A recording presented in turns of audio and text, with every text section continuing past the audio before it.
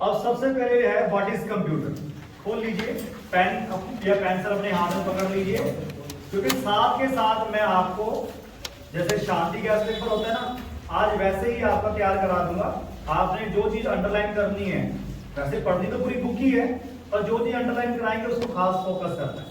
Clear madam? आप अपनी book ले लो, इन केस में कुछ चीज छोड़ दूं तो आप बीच में कह देना कि ये भी लाइन अंडरलाइन करना। Answer okay? तो क्या है ओके शुरू करते हैं। आप यहीं पे खड़े रहो, मैं कोई इशारा करूंगा तो आप उसको स्टॉप कर देना, नहीं पॉज कर देना। इसमें दो चीजें रहेंगी, तो अभी चलने दो उसको। सबसे पहले what is computer? Computer is an electronic machine which make our work easy and efficient. मतलब कंप्यूटर एक बिजली से चलने वाली मशीन है जिसने हमारा काम जो है इजी कर दिया और कुशल कर दिया, मतलब फास्ट कर दिया है।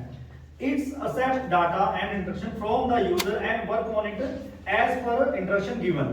मतलब ये जो डाटा सबसे डाटा वर्ड बार बार इस्तेमाल होगा, इसको खास फोकस करना है कि डाटा क्या होता है। डाटा क्या होता है? जो कंप्यूटर के अंदर हम कुछ लिखते हैं दैट इज डाटा, कुछ बनाते हैं वो भी डाटा है, सॉन्ग वीडियो ऑडियो, मतलब कंप्यूटर के अंदर जो भी है वो सारा डाटा है। ठीक है, तो कंप्यूटर के अंदर क्या होगा, जब हम कोई इंफॉर्मेशन या कोई उसको देते हैं काम करने को, तो वो उस पर काम करता है और जो रिजल्ट है वो हमें दिखा देता है। Working on data according to the instruction card processing. जब वो हमारे दिए डाटे पे काम करता है तो उस काम करने को प्रोसेसिंग कहते हैं। After the processing the result is given to the user as an output so we can define. जब प्रोसेसिंग खत्म हो जाती है तो फिर एक आउटपुट आती है, तो वो आउटपुट आपका रिजल्ट कहलाता है। जो रिजल्ट आएगा वो आउटपुट आएगी। ठीक है, नहीं है? मतलब रिजल्ट को ही आउटपुट कहते हैं। Computer is an advance electronic machine that take raw data as input. मतलब कच्चा डाटा जो हम कंप्यूटर को देते हैं, डाटा देते हैं तो उस पे वो काम करता है। Perform arithmetic and logic operation at fast speed and provide result as output. उसके बाद वो चाहे अर्थमेटिक दो या मैथमेटिक दो, आप कंप्यूटर से a प्लस बी करोगे तब भी उसको समझ आएगा, और आप 2 प्लस 2 करोगे तब भी उसको समझ आएगा। तो आप किसी भी तरह से उस पर काम करवा लो और वो फास्ट स्पीड में काम करेगा और आपको आउटपुट दे देगा। It's accept the information from the user through various input device. मतलब कंप्यूटर अलग अलग इनपुट डिवाइस से आपसे डाटा, यूजर से डाटा लेता है। मतलब हम यूजर है, कंप्यूटर को जो चलाता है, ह्यूमन बीइंग जो कंप्यूटर ऑपरेट करता है उसको यूजर कहते हैं। अलग अलग डिवाइस से इनपुट लेता है, जैसे माउस से इनपुट ले ली या कीबोर्ड से इनपुट ले ली, तो या फिर हमने बॉल को उसको वॉइस से इनपुट दे दी, तो वो अलग अलग तरीके से इनपुट लेता है। It's perform basic arithmetic logic unit on the desired data, it provide the desired result. उसके बाद वो जो अर्थमेटिक या लॉजिक या फिर किसी भी तरह की कैलकुलेशन वगैरह करने को देते हैं उस पर काम करता है। काम करने के बाद वो रिजल्ट दे देता है। Computer name was dive from the Latin term compute. Computer का जो वर्ड इस्तेमाल हुआ है तो वो कंप्यूट से चला है। ठीक है कि नहीं है? इसको अंडरलाइन कर लेना। हाँ, लैटिन, जो लैटिन लैंग्वेज है उस लैंग्वेज से कंप्यूटर का वर्ड, कंप्यूटर वर्ड यूज है कंप्यूट से। कंप्यूट का मतलब होता है कैलकुलेट करना। कंप्यूटर जो बना था वो कैलकुलेशन के लिए बना था, आज यहां तक पहुंच गया है, और जब शुरुआत की गई तो इसको कैलकुलेशन के वास्ते इस्तेमाल किया गया था। तो ये लैटिन से है। ठीक है कि नहीं है? तो वो क्वेश्चन आ सकता है किस लैंग्वेज से लिया गया है। वहां पे लैटिन होगी, फ्रांस हो गया, स्पेनिश हो गया, कोई भी लैंग्वेज होगी तो आपने लैटिन को टिक मार्किंग कर दी। क्लियर है? In the beginning it was used for calculation only. Starting में कैलकुलेशन हुई थी इसमें, चलो only. As per the development is electronic it become such a all rounder machine. इतनी इसमें डेवलपमेंट हो गई है कि ये आज ऑलराउंडर मशीन बन गया है। सब कुछ ही कर रहा है कंप्यूटर आज के जमाने में, तो ऑलराउंडर मशीन हो गई है। Modern computer can perform generic set of operation known as program. तो इसमें क्या होता है, कंप्यूटर अलग अलग सामान्य जो है हम उसको इनपुट देते हैं, मॉडर्न जो है उसके ऊपर परफॉर्मेंस करता है। This program enable computer to perform a wide range. मतलब जो अलग अलग प्रोग्राम बन गए हैं, अलग अलग प्रोग्राम और अलग अलग काम के लिए बन गए हैं। पहले इतनी प्रोग्रामिंग नहीं थी जितनी अब प्रोग्रामिंग है। Charles Babbage as English mechanical engineer and polymath originated to concept the programmable computer। मतलब चार्ल्स बाबेज कौन है? वो मैकेनिकल इंजीनियर था जिसने पहला मैकेनिकल कंप्यूटर बनाया। कौन सा कंप्यूटर? मैकेनिकल। इसको अंडरलाइन कर लो आप। इसने इलेक्ट्रॉनिक कंप्यूटर नहीं बनाया, मैकेनिकल कंप्यूटर बनाया था चार्ल्स बाबेज ने। इसको अंडरलाइन कर लेना, ठीक है। Consider of the father of computer, इसीलिए चार्ल्स बाबेज को कंप्यूटर का पिता माना जाता है। He conceived and invented the first mechanical computer in the early 19th century, मतलब 19वीं सदी से पहले इसने कंप्यूटर तैयार कर दिया था। क्लियर है? तो इस हाँ 19th सेंचुरी। तो ये हो गया मैडम, अंडरलाइन करानी, ये अंडरलाइन क्या? 19th सेंचुरी जो है, 19th सेंचुरी जो है उसको अंडरलाइन कर दो। और फादर ऑफ कंप्यूटर जो है वो चार्ल्स बाबेज। मैडम आपको अंडरलाइन लगाते रहेंगे, ठीक है। उसके बाद नेक्स्ट आप बढ़ते हैं जनरेशन। जनरेशन पे तो टिक मार्किंग कर लो सभी के ऊपर। आपको पता होना चाहिए फर्स्ट जनरेशन कब शुरू हुई है, सेकंड कब हुई है, थर्ड कब हुई है, फोर्थ, इसका ईयर पता होना चाहिए, स्टार्ट का भी और एंड का भी। हर सेट में क्वेश्चन आंसर आएंगे, किसी में फर्स्ट का, किसी में सेकंड का, किसी का थर्ड का। क्लियर है? जनरेशन मतलब क्या? अभी बता रहे हैं, पूरा बताने के बाद आपको कुछ रहेगा नहीं, ये हमारा पक्का है। अब होता है फर्स्ट जनरेशन, मतलब जनरेशन आप लगा लीजिए जैसे कि इंसान को मोबाइल साइलेंट कर लो सारे अपने में, पहला ही क्या सीखा। अब इंसान जो है, क्या आपको लगता है कि पहले से ही घरों में रह रहा है? नहीं, पहले जंगलों में रहता था। हम इस बात पे नहीं जाएंगे कि इंसान पहले बंदर था कि नहीं था, क्योंकि ये थ्योरी सच है या झूठ है कुछ भी क्लियर नहीं है। अब एक नई थ्योरी आ गई है कि इंसान के जो वंशक है वो मछली है, ठीक है। उसको हम छोड़ देते हैं, साइंस बाद में प्रोवाइड करेंगे, प्रूव करेंगे कहां से आया। तो पहले जंगल में रहता था, आदि मानव था। उसके बाद उसने आग लगाई, उसके बाद उसने घर का कच्चे घरों का निर्माण किया वगैरह वगैरह। वो आज कहां तक पहुंच गया है? तो दैट इज जनरेशन। कहां से शुरू हुआ है, कहां तक पहुंच गया है। तो कंप्यूटर भी ऐसे ही है, कहां से शुरू हुआ और अब कहां तक पहुंच गया है, दैट इज जनरेशन। जब भी कोई बड़ा बदलाव आता है तो उसको जनरेशन कहा जाता है। क्लियर है? तो फर्स्ट जनरेशन है, first generation of the computer use vacuum tube as a major piece of technology. मतलब फर्स्ट कंप्यूटर में जो यूज होता था वो वैक्यूम ट्यूब होता था इस्तेमाल। Vacuum tube are widely use in computer for 1940 through 90। अब ये जो है वैक्यूम ट्यूब इस्तेमाल की कंप्यूटर में 1940 से लेकर 1956 तक इस्तेमाल की गई है। तो ये जो सारा ही अंडरलाइन करना है आपने।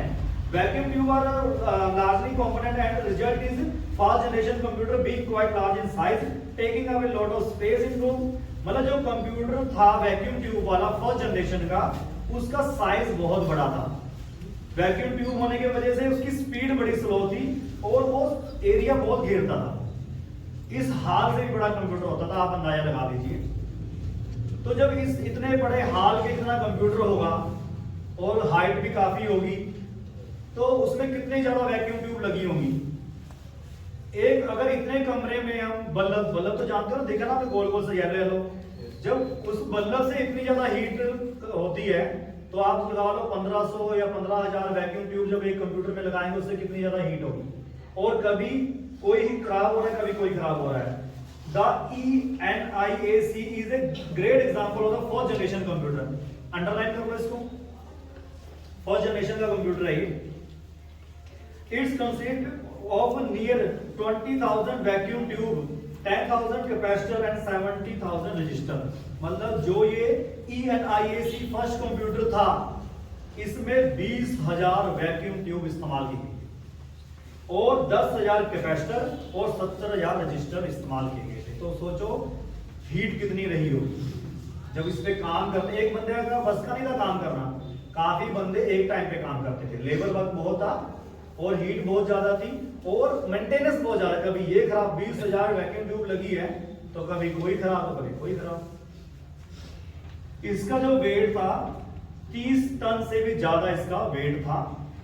ज्यादा स्पेस चाहिए थी, ठीक है, बड़ा घर चाहिए था। Other example of the first generation computer include the EDSAC, IBM 701 and Manchester mark 1। इनको आप अंडरलाइन कर दो। मतलब किसी में फर्स्ट जनरेशन का कंप्यूटर रहेगा ENIAC, किसी में लिखेंगे EDSAC, IBM, तो इस तरह से लिखे होंगे। अलग अलग सेट में अलग अलग क्वेश्चन पूछा जाएगा। इसमें से हर एक सेट में हर एक क्वेश्चन में एक सही दिया होगा, 3 गलत दिए होंगे। तो अगर आपको 4 के 4 याद रहेंगे तभी तो आप टिक मार्किंग करोगे। तो फर्स्ट जनरेशन बहुत इंपॉर्टेंट है, याद कर लेना। ओके, सेकंड जनरेशन की ओर बढ़ते हैं। The second generation of the computers are the use of the transition instrument of vacuum tube. मतलब जहां पे वैक्यूम ट्यूब यूज होती थी वहां पे ट्रांजिस्टर लगा दिया गया। वैक्यूम ट्यूब निकल गई और उसकी जगह क्या यूज हुआ? ट्रांजिस्टर। तो सेकंड रेवोल्यूशन क्या आया? ट्रांजिस्टर का आया। क्लियर है? Transistor are widely used in computer for 1956 to 1963। 1956 से लेके 1963 तक जो है अपना ट्रांजिस्टर इस्तेमाल किए गए हैं। Transistor are smaller than vacuum tube and allow computer to be smaller in size, fast in speed and cheapest to build. एक तो वैक्यूम ट्यूब से छोटा था, एक उसके बाद जो है साइज छोटा था, और उससे जो है साइज में भी और साइज वेट में भी, वेट भी छोटा, वेट कम, साइज कम और उससे सस्ता। तो इसीलिए जो आया था सेकंड जनरेशन, तो वो उसमें ट्रांजिस्टर की वजह से आया था। The first computer to use transistor was the TX-0 TX0 and was introduce in 1950। मतलब पहला कंप्यूटर सेकंड जनरेशन का TX0 था जो कि 1956 में इंट्रोड्यूस कराया गया। क्लियर है? Other computers that use transistor include the IBM 7070, Philco Transcan S1000 and RCA501। ये कंप्यूटर जो सेकंड जनरेशन कंप्यूटर है, तो आपने ये पूरा याद कर लेना। क्लियर? हाँ जी, हाँ जी, ट्रांजिस्टर। अब थर्ड जनरेशन आ गया। The third generation of the computer, madam ji आ जाओ। The third generation of computer introduced the use of IC of the integrated circuit in computers। और ट्रांजिशन की जगह पे आ गया IC इंटीग्रेटेड सर्किट। इन्वर्टर कर लो, छोड़ना गया यूजिंग। चलो मैं पढ़ा, हिंदी में पढ़ा। ठीक है, तो मैडम ने जैसे बताया थर्ड जनरेशन जो है 1964 से लेके 1971 में तक चली है। अगर थोड़ा बहुत इधर उधर हो जाएंगे वर्ड तो उसको आप कर लेना, क्योंकि आपके पास बुक है। ठीक है, वीडियो आपको यूट्यूब पे मिल जाएगी, तो आप दोबारा इसको समझ सकते हो। The third generation of the computer introduce the use of the IC मतलब इंटीग्रेटेड सर्किट। तो इसकी फुल फॉर्म भी आ सकती है और इसको ध्यान रखना है। इन computer using IC in computer help reduce the size of computer even more than second generation computer and also made them faster। तो मैंने बताया ना, कंप्यूटर की जो जनरेशन है ज्यादा स्मॉल, हर एक जनरेशन में जो है पिछली जनरेशन से अगली जनरेशन में साइज छोटा हो गया और हीट कम होगी, साइज छोटा हो गया और स्पीड फास्ट होगी। जैसे जैसे स्पीड फास्ट होती चली गई, साइज छोटा होता चला गया, जनरेशन चेंज होती चली गई। क्लियर है मनीष जी? क्लियर है? उसके बाद all computer since the mid of last 1960 have utilised IC। मतलब 1960 में जो है सारे कंप्यूटर में IC आ चुकी थी। While the third generation considered by the many people to, अलग अलग लोगों के द्वारा अलग अलग धारणा है कि जो 1964 से लेकर 1971 तक आई थी जो जनरेशन। क्योंकि जनरेशन जो है कोई भी चीज होती है तो एकदम से नहीं पूरे वर्ल्ड में घूम जाती, पहले पंजाब, फिर हरियाणा, फिर अंबाला, इस तरह से एक एक करके जाती है। तो अलग अलग लोगों द्वारा अलग अलग टाइमिंग दी गई है थर्ड जनरेशन की। तो इसमें कोई, हमने आपको पूरा बता दिया है कि 1964 से लेकर 1971 तक IC इस्तेमाल हुई। उसके बाद जो है our 45 year later today computer have been deep roots going back to the generation third generation। मतलब जो आज का कंप्यूटर है उसकी जड़ें जो है थर्ड कंप्यूटर से जुड़ी हुई, क्योंकि IC आज भी कंप्यूटर में इस्तेमाल हो रहे हैं। ठीक है जी? आगे फोर्थ जनरेशन आ गया। फोर्थ जनरेशन जो है the fourth generation of the computer to get advance of the invention of the micro. अब फोर्थ जनरेशन में क्या है, प्रोसेसर का इस्तेमाल हुआ है, जिसको हम CPU बोलते हैं। CPU की full form central processing unit. तो प्रोसेसर कौन सी उसमें आया था? फोर्थ जनरेशन में। ठीक है, more commonly known as a CPU। Microprocessor with the integrated circuit have make it possible to the computer to fit easier on a task। मतलब एक टेबल के ऊपर एज ए लैपटॉप ये चीज पॉसिबल कैसे हो पाई है? प्रोसेसर की वजह से। कंप्यूटर का साइज इतना छोटा हो गया कि वो टेबल पे आ गया, तो ये सारा काम प्रोसेसर से हो पाया। क्लियर? तो इसमें बताया गया कि 2010 में जो जनरेशन है इसमें कौन कौन से कंप्यूटर आए हैं इनको आप पढ़ लेना। आगे फिफ्थ जनरेशन आ गया है। Fifth generation of the computer is being to use AI, artificial intelligence and existing technology. अगर पीछे टीचर्स को कोई बुक्स चाहिए तो मेरे पास बुक्स ऑलरेडी पड़ी एक्स्ट्रा, चाहिए तो ले लो यहां से। तो आर्टिफिशियल इंटेलिजेंस, तो ये कौन सी जनरेशन है?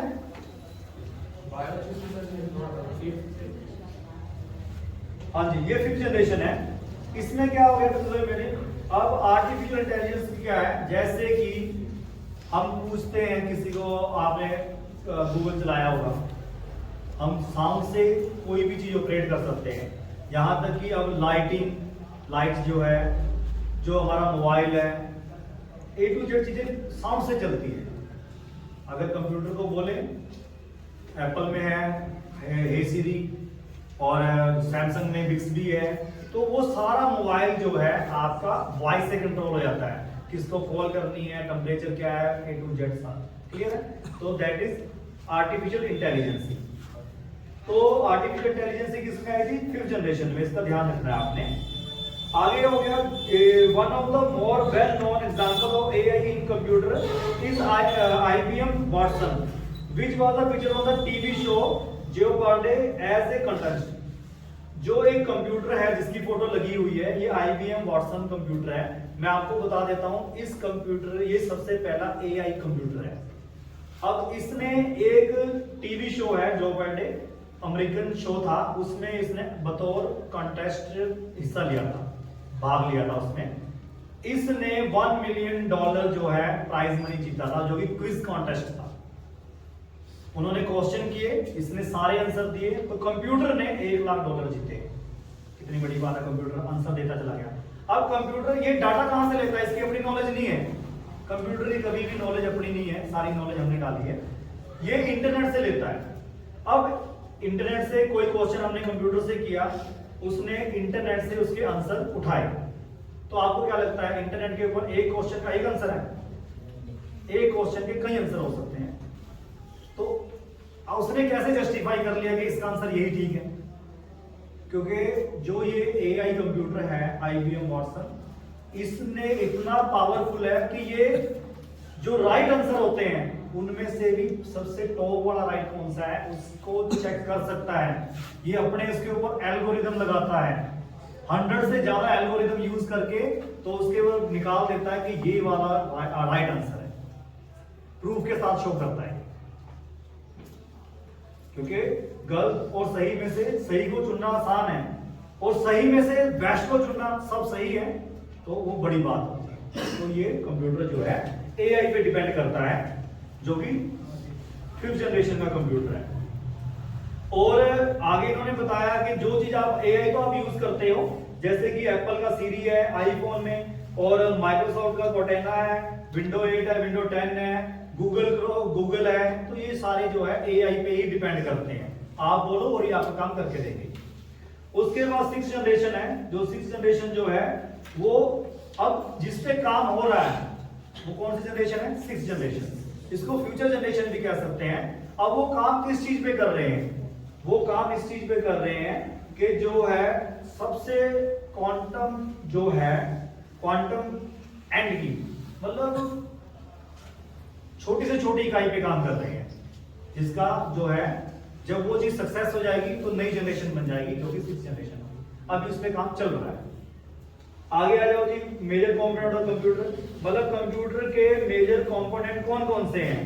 सबसे पहले computer system work by the combining input, storage space, processing and output. मतलब क्या क्या है इसमें? इनपुट, और फिर क्या है? स्टोरेज, और फिर क्या है? प्रोसेसिंग, और फिर आउटपुट। मतलब सबसे पहले जब से कंप्यूटर बना था, फर्स्ट जनरेशन से लेके अब तक कंप्यूटर को इनपुट देनी पड़ती है, फिर वो उसके ऊपर प्रोसेसिंग करता है, स्टोर तो कर ही लेगा, फिर उसके ऊपर प्रोसेसिंग करेगा, और फिर हमें उसका आउटपुट देगा, रिजल्ट देगा। पहले भी यही था, आज भी यही है, और कल भी यही रहने वाला है। अब जैसे साइंटिस्ट जो है अलग अलग ग्रह पे कंप्यूटर मतलब एज ए रोबोट कंप्यूटर को भेजते हैं, तो उनके अंदर प्रोग्रामिंग की जाती है। वो अपने आप नहीं कुछ करते, उनके अंदर प्रोग्रामिंग की जाती है कि आपने वहां जाके ऐसा कुछ करना। क्लियर है? तो सबसे पहले इनपुट है। इनपुट क्या होगा कि कंप्यूटर के अंदर an input in the computer that we provide the computer, जो भी इंफॉर्मेशन है हम कंप्यूटर के अंदर दर्ज करते हैं वो इनपुट कहलाती है। और किस किस चीज से हम इनपुट कर सकते हैं कंप्यूटर के अंदर, जैसे कीबोर्ड है, माउस है, माइक्रोफोन है एंड मैनी मोर। इसके अलावा बहुत है input device. For example when we type something using keyboard it is known as the input device. मतलब अलग अलग तरीके, माउस से, कीबोर्ड से, बॉल के किसी तरह से इनपुट कर सकते हैं। और कंप्यूटर में जो है इनपुट हम करते हैं, जैसे एग्जांपल के तौर पे कीबोर्ड है, कीबोर्ड पे हमने लिखा हेलो तो वो इनपुट होगी।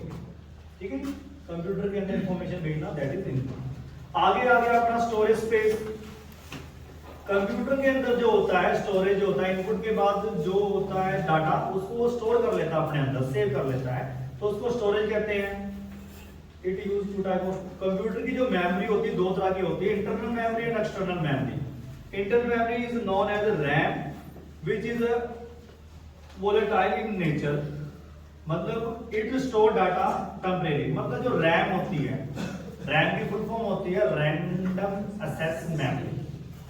तो ये एक जो है वोलेटाइल मेमोरी है, मतलब जब तक कंप्यूटर ऑन है वो डाटा उसके अंदर पड़ा रहेगा, और जब कंप्यूटर बंद हो गया तो वो डाटा इरेज हो जाएगा।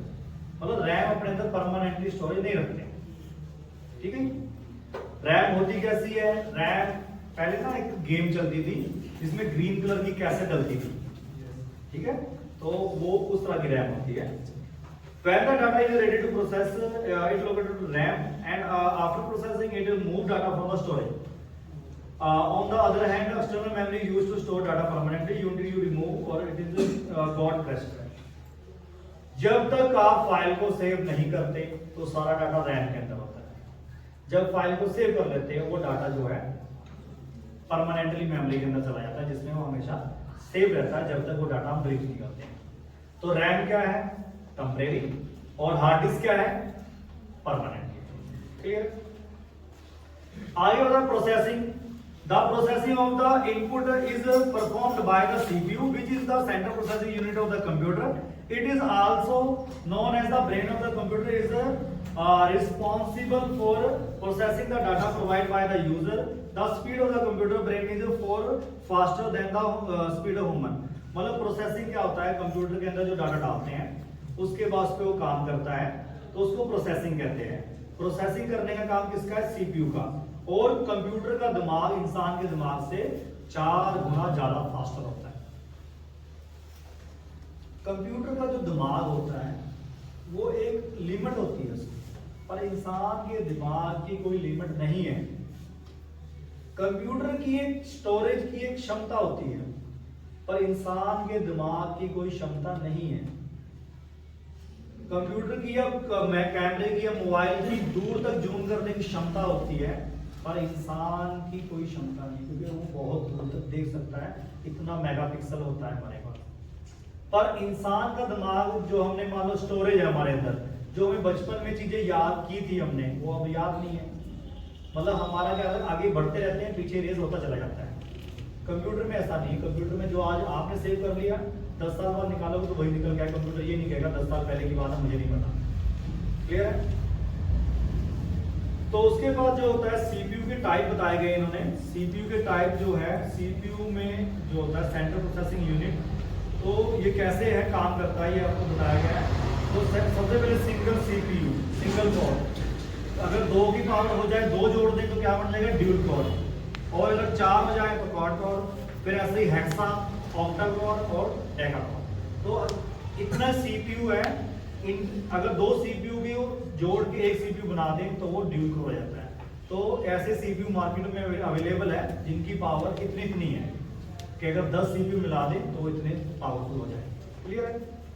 आगे मेमोरी यूनिट है। Memory unit is the component of the computer system. It is used to the store data, instruction and the information. मतलब मेमोरी को स्टोरेज कहते हैं जो कंप्यूटर के अंदर हम डालते हैं। It is also known as main, primary, internal memory और एक्सटर्नल मेमोरी भी होती है। मैं बता, मेन मेमोरी तो आपकी मेन होगी रैम होगी, ठीक है कि नहीं है? और प्राइमरी मेमोरी और इंटरनल मेमोरी। अब इंटरनल जो होगी, जैसे हार्ड डिस्क अपनी इंटरनल मेमोरी है, रैम भी अपनी इंटरनल मेमोरी है।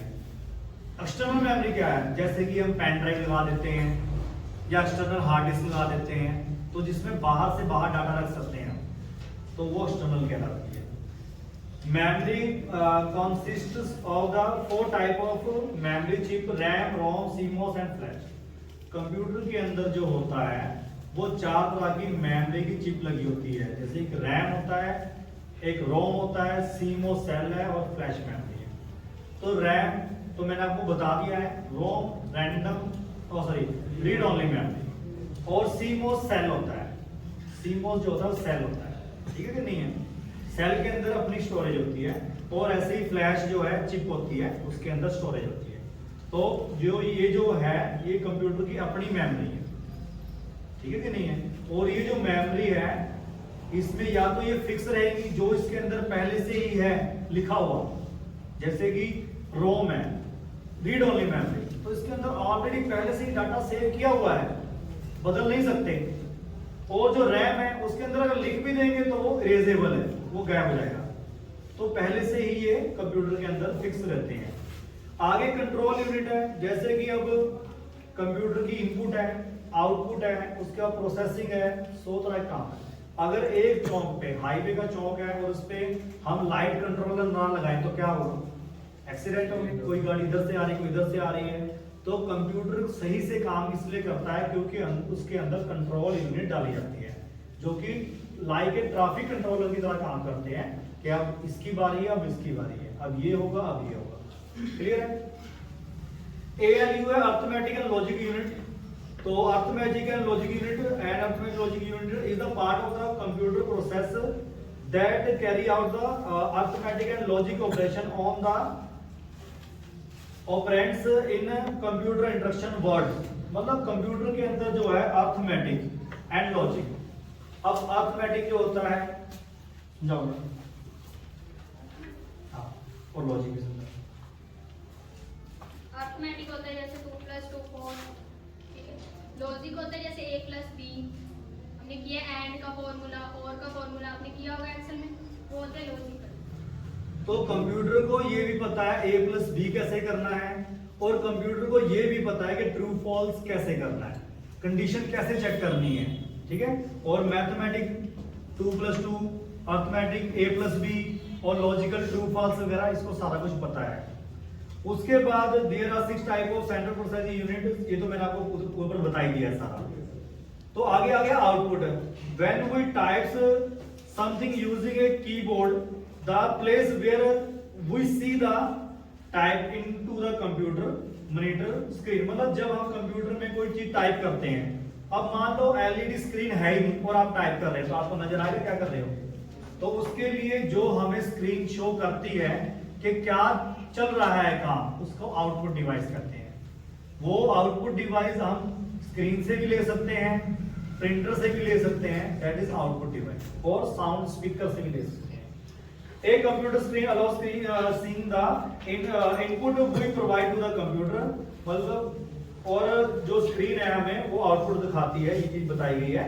और इसमें आउटपुट के बारे में बता, loud speaker, projector, printer and many more. Output बहुत होते हैं।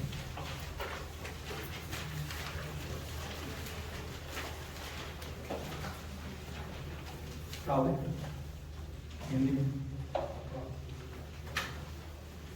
Characteristics of computer. कैरेक्टरिस्टिक्स मतलब विशेषताएं। कंप्यूटर की क्या क्या विशेषताएं हैं। फर्स्ट है speed. As you know computer can work very fast. Computer बहुत फास्ट वर्क करता है, काम करता है। It takes only few seconds of calculation that will take hours to complete. जिसमें हम बहुत सारा टाइम लेते हैं कैलकुलेशन करने में, कंप्यूटर बहुत फास्ट कैलकुलेशन करता है, आपने देखा होगा करके।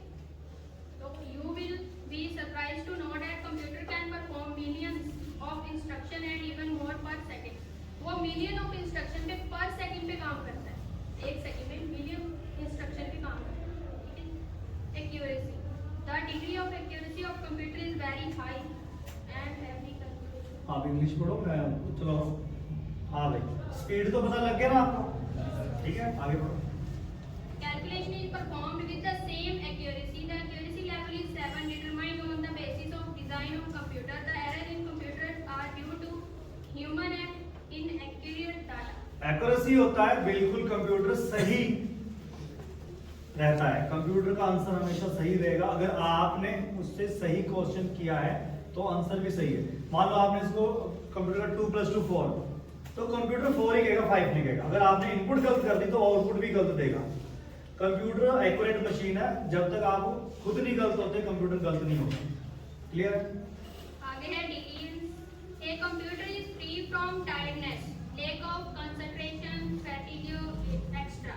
It can work for hours without creating any error. If millions of computers are to be performed, a computer will perform every calculation with the same accuracy. Due to this capability, it overpowers human being in routine type of work. अब diligence क्या होता है? जैसे कि computer जो है वो थकता नहीं है, रुकता नहीं है। एग्जाम्पल तौर पे मैं बोल रहा हूँ 2 घंटे से लगातार, तो मुझे लगा कि अब मुझे थोड़ी रेस्ट चाहिए, तो अब मैडम बोल रहे हैं, तो कंप्यूटर ऐसा नहीं है कहेगा कि मैं तो सुबह से काम कर रहा हूं।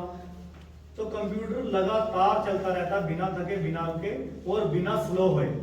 जब मैंने शुरुआत की मेरी एंड तक आवाज जा रही थी, अब थोड़ा लेवल कम हो गया है। ठीक है, कंप्यूटर का ऐसा नहीं होता, कंप्यूटर एक ही स्पीड में एक ही तरीके से काम करता है। आगे है versatility. It means the capacity to perform completely different type of work. You may use your computer to prepare payroll slips. Next moment you may use it for inventory management or to prepare electric bills. Computer क्या होता है? एक time पे अलग अलग काम कर सकता है। ठीक है कि नहीं है? जैसे कि अभी आपने कंप्यूटर से कोई बड़ी स्लिप निकाली, प्रिंट की है, और उसके तुरंत बाद ही आप बिजली का बिल जमा करा रहे हो, उसके तुरंत बाद ही आप गेम खेलने लगे, तो कंप्यूटर एक टाइम पे अलग अलग काम कर सकता है। Power of remembering. Computer has the power of storing any amount of information. इसमें तो आपको समझ आ गया पावर रिमेम्बरिंग। कंप्यूटर में हमेशा याद करने की क्षमता रहती है, कंप्यूटर कभी कुछ भूलता नहीं है। आगे नो आईक्यू है, कंप्यूटर का अपना कोई दिमाग नहीं है, ये मशीन था, मशीन है और मशीन रहेगा। और उसके बाद नो फीलिंग, कंप्यूटर की अपनी कोई फीलिंग नहीं है, ठंडा गर्म, ठंड गर्मी सर्दी इसको कुछ मतलब नहीं है। और स्टोरेज, कंप्यूटर की अपनी जो है स्टोरेज होती है जिसके अंदर वो डाटा स्टोर कर सकता है। Clear? Applications of computer. Computers play a role in every field of life. They are used in. अब हम ऐसा करते हैं कि 12 बज गए हैं, हम थोड़ा इंग्लिश को कम करेंगे, जो आप पढ़ ही ले घर पे, और मैं आपको बता दूंगा कि इंग्लिश को आपने हिंदी में कैसे कन्वर्ट करना है, पूरा ट्रांसलेट हो जाएगा। तो अगर हम इंग्लिश से हिंदी करेंगे पूरा फाइल पढ़ने में बहुत टाइम लग जाएगा। अब इंग्लिश थोड़ी कम कर रहे हैं, मैं उनको आपको सारा कुछ समझाना शुरू कर दूंगा कि ये चीज होती है, ये ऐसे काम करती है। क्लियर? और इससे पहले मैं आपको बता देता हूं, मोबाइल तो ये अपना ले आओ। अब मैं आपको बताता हूं कि इंग्लिश को हिंदी में कैसे ट्रांसफर करना है। ओके, हमने कुछ नहीं करना, सिर्फ इसकी एक फोटो क्लिक करेंगे। फोटो क्लिक करने के तुरंत बाद जो है ट्रांसलेटर खोल देंगे। भाई आवाज ना करो जी। ओके, आपके मोबाइल के अंदर एक गूगल ट्रांसलेट नाम की ऐप रहेगी, गूगल ट्रांसलेटर। ठीक है जी? इससे क्या करेंगे, इसमें हम लिख भी सकते हैं, लिखने के बाद एक हमने इंग्लिश कर दिया, दूसरी लैंग्वेज हमने हिंदी कर दी है, तो हम लिख के भी इसको ट्रांसलेट कर सकते हैं। और अगर मान लो पूरे पेज की फोटो क्लिक कर लेते हैं हम, तो यहाँ पे कैमरा बना हुआ है, यहाँ पे कैमरे पे जाएंगे, तो कैमरे पे जाके इसको हमने फोटो क्लिक कर लेना है।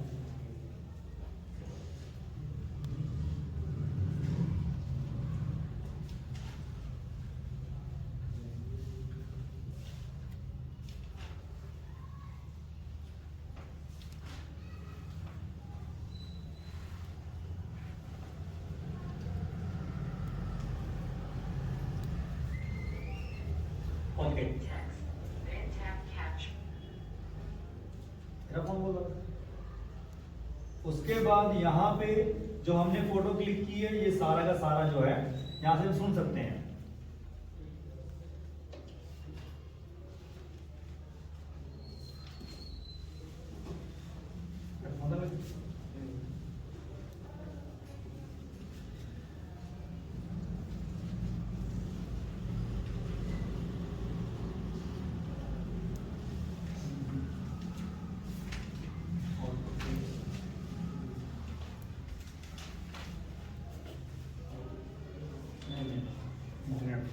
ओके, तो इसमें क्या हो गया, तो जो हमने फोटो क्लिक की थी वो पूरा आ गया इंग्लिश में, और उसके तुरंत बाद नीचे जो है यहाँ पे हमारा हिंदी में आ गया है, देख सकते हैं हिंदी लिखी हुई है। ये फोटो क्लिक करते सारे इसको ट्रांसलेट कर देता है, बस आपके मोबाइल में इंटरनेट चलता रहना चाहिए। उसके बाद यहाँ पे साउंड आ जाता है, अगर आप साउंड पे क्लिक करेंगे तो ये सारा आपको पढ़ के सुनाएगा, इंग्लिश भी और हिंदी भी। तो इस ऐप का क्या नाम है, गूगल ट्रांसलेट। क्लियर? ओके, आगे बढ़ते हैं। तो गूगल ट्रांसलेट का आप इस्तेमाल करोगे। अब कंप्यूटर कहाँ पे इस्तेमाल हो रहा है, सबसे पहले कंप्यूटर घरों में इस्तेमाल हो रहा है, ठीक है कि नहीं है। घरों में क्या हो रहा है, जैसे कि वॉचिंग मूवी, फिल्में देखनी है, सोशल मीडिया चलाना है या गेम्स खेलनी, इंटरनेट एक्सेस करना है, तो घरों में इसलिए इस्तेमाल हो रहा है। मेडिकल फील्ड में कंप्यूटर बहुत ज्यादा इस्तेमाल हो रहा है, जैसे कि एक्सरे करने हैं, पेशेंट्स का मॉनिटरिंग करनी है, उसकी क्या बीमारी है, क्या हिस्ट्री है, क्या चीज है, उसका रिकॉर्ड संभाल के रखना है। सीटी स्कैन वगैरह बहुत अच्छा एग्जांपल है, ये कंप्यूटर से ही पॉसिबल हो पाया है। आगे एंटरटेनमेंट है, जितनी भी मूवीज बनती है, साउंड बनते हैं, तो वो सारे किसमें कंप्यूटराइज है सारे। वो एनिमेटेड फिल्में बनती है, फिल्म एडिट होती है, तो इंडस्ट्री कंप्यूटर में क्या है, कंप्यूटर इंडस्ट्री में इस्तेमाल हो रहा है। जैसे कि आजकल जितने भी हम प्रोडक्ट खरीदते हैं उनकी एड्स बनती हैं, तो एड्स किससे बनती है, कंप्यूटर से। उसके बाद आप जो हमारे एम्प्लॉय होते हैं उन सब का डाटा कहाँ पे रखते हैं, कंप्यूटर के अंदर, तो इंडस्ट्री में वो यूज हो रहा है। एजुकेशन में आप कंप्यूटर एजुकेशन में यूज कर रहे हो, जैसे कि आप अपने कंप्यूटर इंटरनेट की हेल्प से कोई भी टॉपिक ले सकते हो, वीडियो ले सकते हो। गवर्नमेंट भी कंप्यूटर को इस्तेमाल कर रही है। क्या क्या कर रही है गवर्नमेंट कंप्यूटर से, जैसे कि वोटर कार्ड आपके कंप्यूटराइज है, आपके आधार कार्ड, पैन कार्ड, आपकी जनगणना, जनसंख्या कितनी है, ये सारा कुछ जो है कंप्यूटराइज गवर्नमेंट ले रही है। बैंकों में आप पैसे जमा कराना चाहते हो तो बैंक कंप्यूटर में एंट्री होती है, आप एटीएम से पैसे निकलवाते हो तो वहीं से एंट्री होती है, तो सारा काम बैंक भी कंप्यूटर से ले रहा है। आगे बिजनेस में क्या, अकाउंट टैली बिल काटना है तो कंप्यूटर का इस्तेमाल है, डिजाइन बनाना है तो कंप्यूटर का इस्तेमाल है। आगे ट्रेनिंग है, ट्रेनिंग में क्या होता है, जैसे कि अब मान लीजिए अब इतने सेंटर हैं, अब मैं एक एक सेंटर में जाके पढ़ाऊंगा एक एक दिन, तो मुझे कितना टाइम लग जाएगा। तो ट्रेनिंग में क्या है, मैं यहाँ पे बोल रहा हूँ तो वीडियो कॉन्फ्रेंस से आप यूपी वाला या मोगी वाला, फ्लोर वाला बच्चा कोई भी उसको देख सकता है। ये वीडियो इसीलिए बनाई जा रही है ताकि इसको यूट्यूब पे डाल दे और सारे इससे ट्रेनिंग ले सके। कंप्यूटर मोबाइल दोनों एक ही चीज है, अलग अलग चीज नहीं है। आगे होता है आर्ट में क्या है, जैसे कि आपने कोई डिजाइन बनाना है, मेहंदी का डिजाइन बनाना है या एम्ब्रॉयडरी डिजाइनिंग करनी है, तो वो सारा कंप्यूटराइज है। साइंस एंड इंजीनियरिंग, तो कोई भी इंजीनियर है, जैसे कि आजकल जितने बिल्डिंग बनती है, जितनी कॉलोनियां बनती है, तो किससे बनती है, कंप्यूटराइज, ठीक है कि नहीं है, ऑटोकैड वगैरह से। और जो इंजीनियर है, जो साइंस है, जितने भी फार्मूले तैयार किए जाते हैं वो उसी उस पे किए जाते हैं कंप्यूटर की हेल्प से। आगे इनपुट डिवाइस आ गया है, इनपुट डिवाइस को आपने अच्छे से रख लेने हैं, ठीक है कि नहीं है। इनपुट डिवाइस कौन से है, keyboard, light pen, digital camera, stylus, barcode reader, mouse, trackball, scanner, webcam, magnetic ink, character MICR, joystick, microphone, touch screen, biometric device, तो ये सारे इनपुट डिवाइस हैं। इनपुट डिवाइस को इतना समझ लीजिए जिनसे इंफॉर्मेशन कंप्यूटर में जाती है, कंप्यूटर से आती नहीं है बाहर, जिनकी हेल्प से कंप्यूटर में जाती है। एग्जाम्पल के तौर पे आप लोग आधार कार्ड बनवाते हो, वहां पे जो है मशीन जो रहती है जिसपे हम फिंगरप्रिंट लगाते हैं, तो वो भी इनपुट डिवाइस है। क्लियर है। और एक माइक, अब जैसे हेडफोन होते हैं, हेडफोन में दो चीजें होती हैं, एक कानों में लगाते हैं स्पीकर, और हमारे मुंह के पास क्या होता है, माइक। तो जो माइक है वो क्या है, इनपुट डिवाइस, और जो कान में स्पीकर लगाते हैं वो क्या है, आउटपुट डिवाइस। तो आपने ऐसे समझ लेना, ठीक है। उसके बाद कीबोर्ड के बारे में बताया गया है। कीबोर्ड जो है टाइपराइटर की तरह दिखता है, पहले टाइपराइटर आया था, फिर कीबोर्ड बाद में आया था, ठीक है कि नहीं है।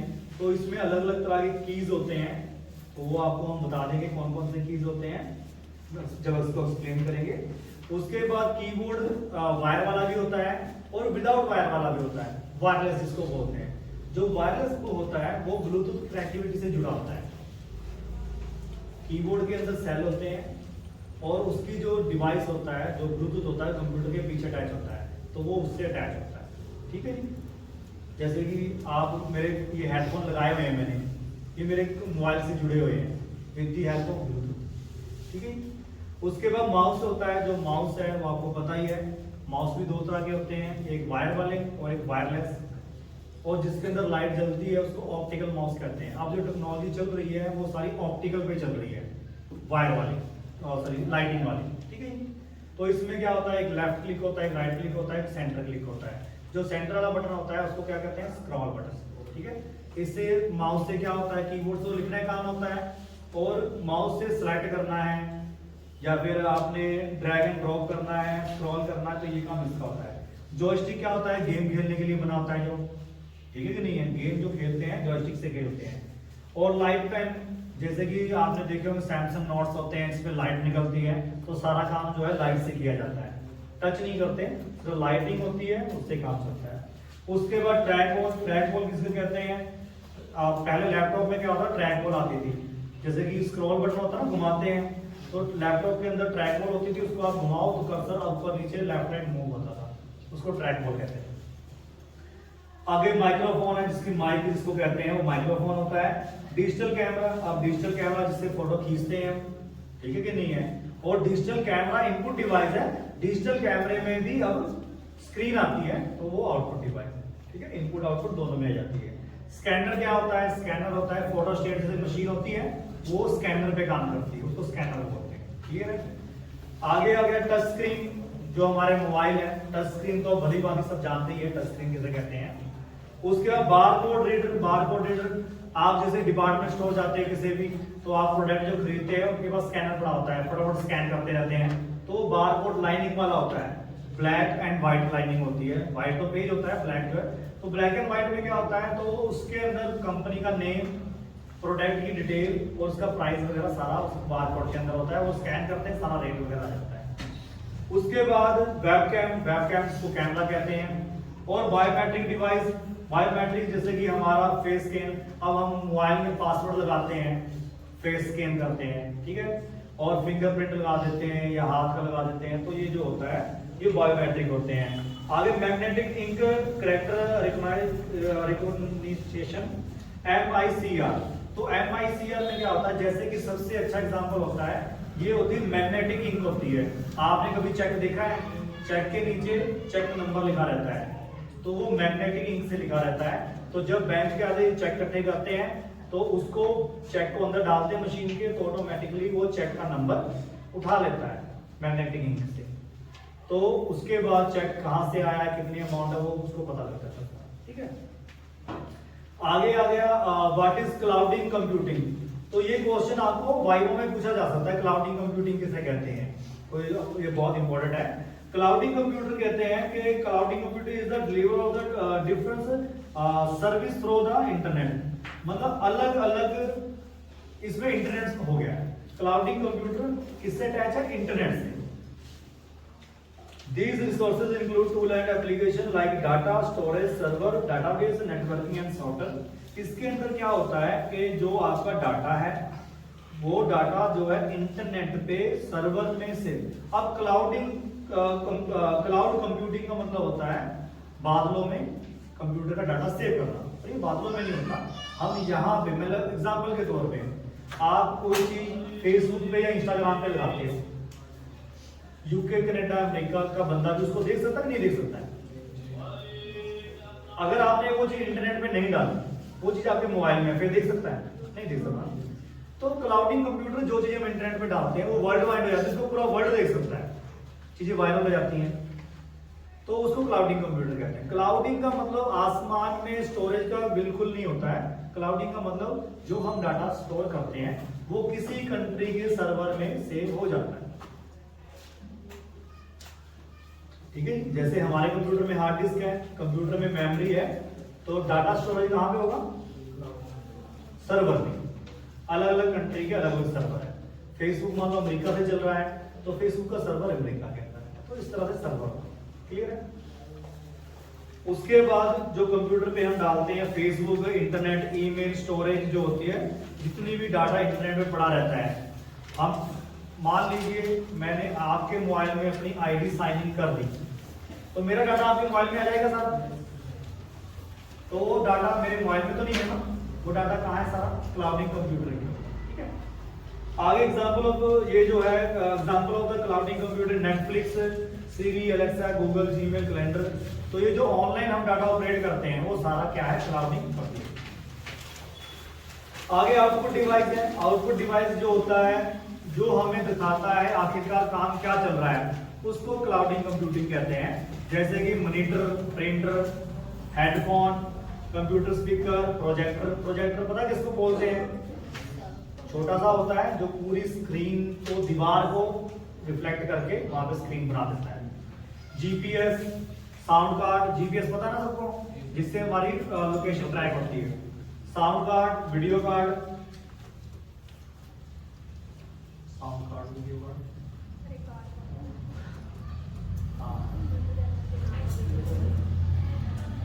Sound card, video card. चलो आगे मॉनिटर है। मॉनिटर बताया गया है जो टेलीविजन स्क्रीन की तरह होते हैं, इसके अंदर जो होती है कैथोड रे ट्यूब। अब CRT लिखा है। अब ऐसी चीजें को आप समझ लीजिए, बीच में फाइल के कहीं भी फुल फॉर्म आ गई तो वो आपने याद करनी है।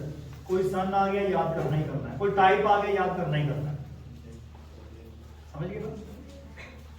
क्वेश्चन ऐसे ही बनेगा, CRT की फुल फॉर्म क्वेश्चन मार्क रहेगा, नीचे 3 गलत रहेंगे मिलते जुलते और एक सही रहेगा। ऐसे ही क्वेश्चन बनेगा। फुल फॉर्म तो बहुत 10 कम से कम फुल फॉर्म आनी है टिक मार्किंग के अंदर, और वाइवा में भी कम से कम एक फुल फॉर्म पूछी जाएगी आपसे, एक शॉर्टकट की पूछी जाएगी। तो इस चीज का ध्यान रखना है। तो इसमें जो CRT होती है, स्क्रीन कैथोड रे ट्यूब, तो ये आपसे वाइवा में पूछ सकते हैं इसकी फुल फॉर्म क्या है। तो ये मॉनिटर जो होगा वो टीवी की तरह नजर आता है, टीवी की तरह दिखता है। तो अब जो है इसके आगे क्या टाइप है, LCD, liquid crystal display, LED, light emitted diode, plasma, OLED, organic light emitting diode. तो LED भी फुल फॉर्म बता दी है, इसके अंदर लिक्विड होता है। जैसे कि आप कैलकुलेटर देखा आपने, कैलकुलेटर की स्क्रीन को दबाते हैं ब्लू नहीं आती, तो उसकी डिस्प्ले कैसे चलती है, लिक्विड से चलती है। और LED मतलब हम टच भी करते हैं तो उसमें जो दबाते भी हैं तो उसमें कलर नहीं आते, तो वो LED होती है। अब LED का जमाना चल रहा है, LCD पुरानी हो गई है। उसके बाद LED मॉनिटर हो गए हैं। CRT जो ये फोटो दिखाई गई है, ये मॉनिटर की दिखाई CRT। अब तो चलते नहीं है, अब तो खत्म हो चुकी है टेक्नोलॉजी, तो पहले यही चलते थे। तो इसमें CRT, तो इन चीजों को आपने LED की फुल फॉर्म इनको अच्छे से रीड कर लेना है आपने, ओके। आगे प्रिंटर आ गया, प्रिंटर मैडम पढ़ाएंगे।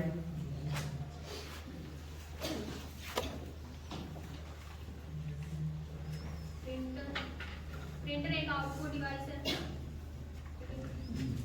फॉर एग्जांपल प्रिंटर 2 तरह के होते हैं, एक इम्पैक्ट प्रिंटर और एक होता है non impact printer. Impact printer होते हैं जो मैकेनिकल कंपोनेंट से चलते हैं, नॉन इम्पैक्ट होता है जिसमें मैकेनिकल कोई कंपोनेंट यूज नहीं होता, ठीक है जी। Impact computer, it is type of computer that work by direct contact of an ink ribbon. इसमें एक रिबन होता है इसका जो कनेक्ट करता है पेपर के साथ, तब उस पे प्रिंट होता है paper. These printer are typically loud but remain। इसकी जो ये आवाज करते हैं, लाउडली होते हैं, नॉइज, ठीक है। An impact printer has mechanism assembly use of typewriter. आपने टाइपराइटर देखा होगा, टक टक टक टक के चलता है, वो होते हैं impact printer. Example of impact printer, dot matrix printer and GPS printer and light printer. Dot matrix printer होते हैं जो डॉट डॉट में प्रिंट करते हैं, इसमें जो प्रिंट होता है ना, अक्षर से प्रिंट होता है, वो डॉट डॉट में होता है। केजी व्हील होता है, वो व्हील की तरह होते हैं, व्हील की तरह काम करता है, उसमें हेड रहते हैं, स्टेप करता है पेपर में, तब प्रिंट होते हैं। उसके बाद है लाइन प्रिंटर। लाइन प्रिंटर में पूरी लाइन एक बार में प्रिंट की जाती है। Non impact printer, it is type of printer that does not hit और इम्पैक्ट ऑन रिबन। अब जो नॉन इम्पैक्ट प्रिंटर है वो किसी के साथ हिट नहीं करते, impact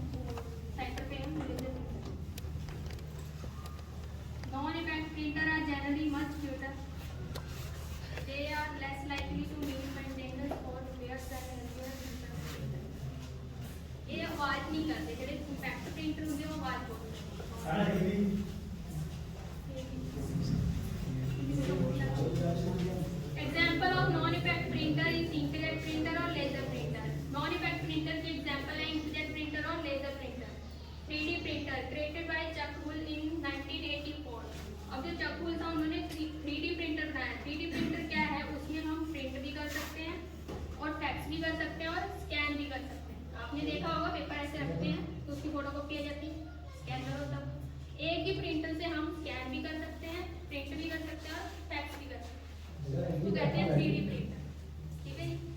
AIO printer, AIO printer means all in one. Sir ਤੁਸੀਂ ਪੜ੍ਹਾ ਲਓ सर। करें भाई स्टार्ट आगे। तो जो ह्यूमन बीइंग है वो थक जाता है, जैसे मैं बोलते बोलते थक गया तो बीच में मैडम को हमने हेल्प ले ली। आगे बढ़ते 3D प्रिंटर जो है वो किसने बनाया था? चक हुल ने इन 1984। तो ये 3D प्रिंटर क्या होता है? 3D प्रिंटर से क्या होता है कि जो आदमी सामने खड़ा है उसका एज ए स्टैचू तैयार कर देता है, ठीक है कि नहीं है? 3D मतलब ऐसे लगता है जैसे यहाँ पे वो वहां से स्कैन करेगा और यहाँ पे उसको 3D तैयार कर देगा, स्टैचू बना देगा, ठीक है कि नहीं है?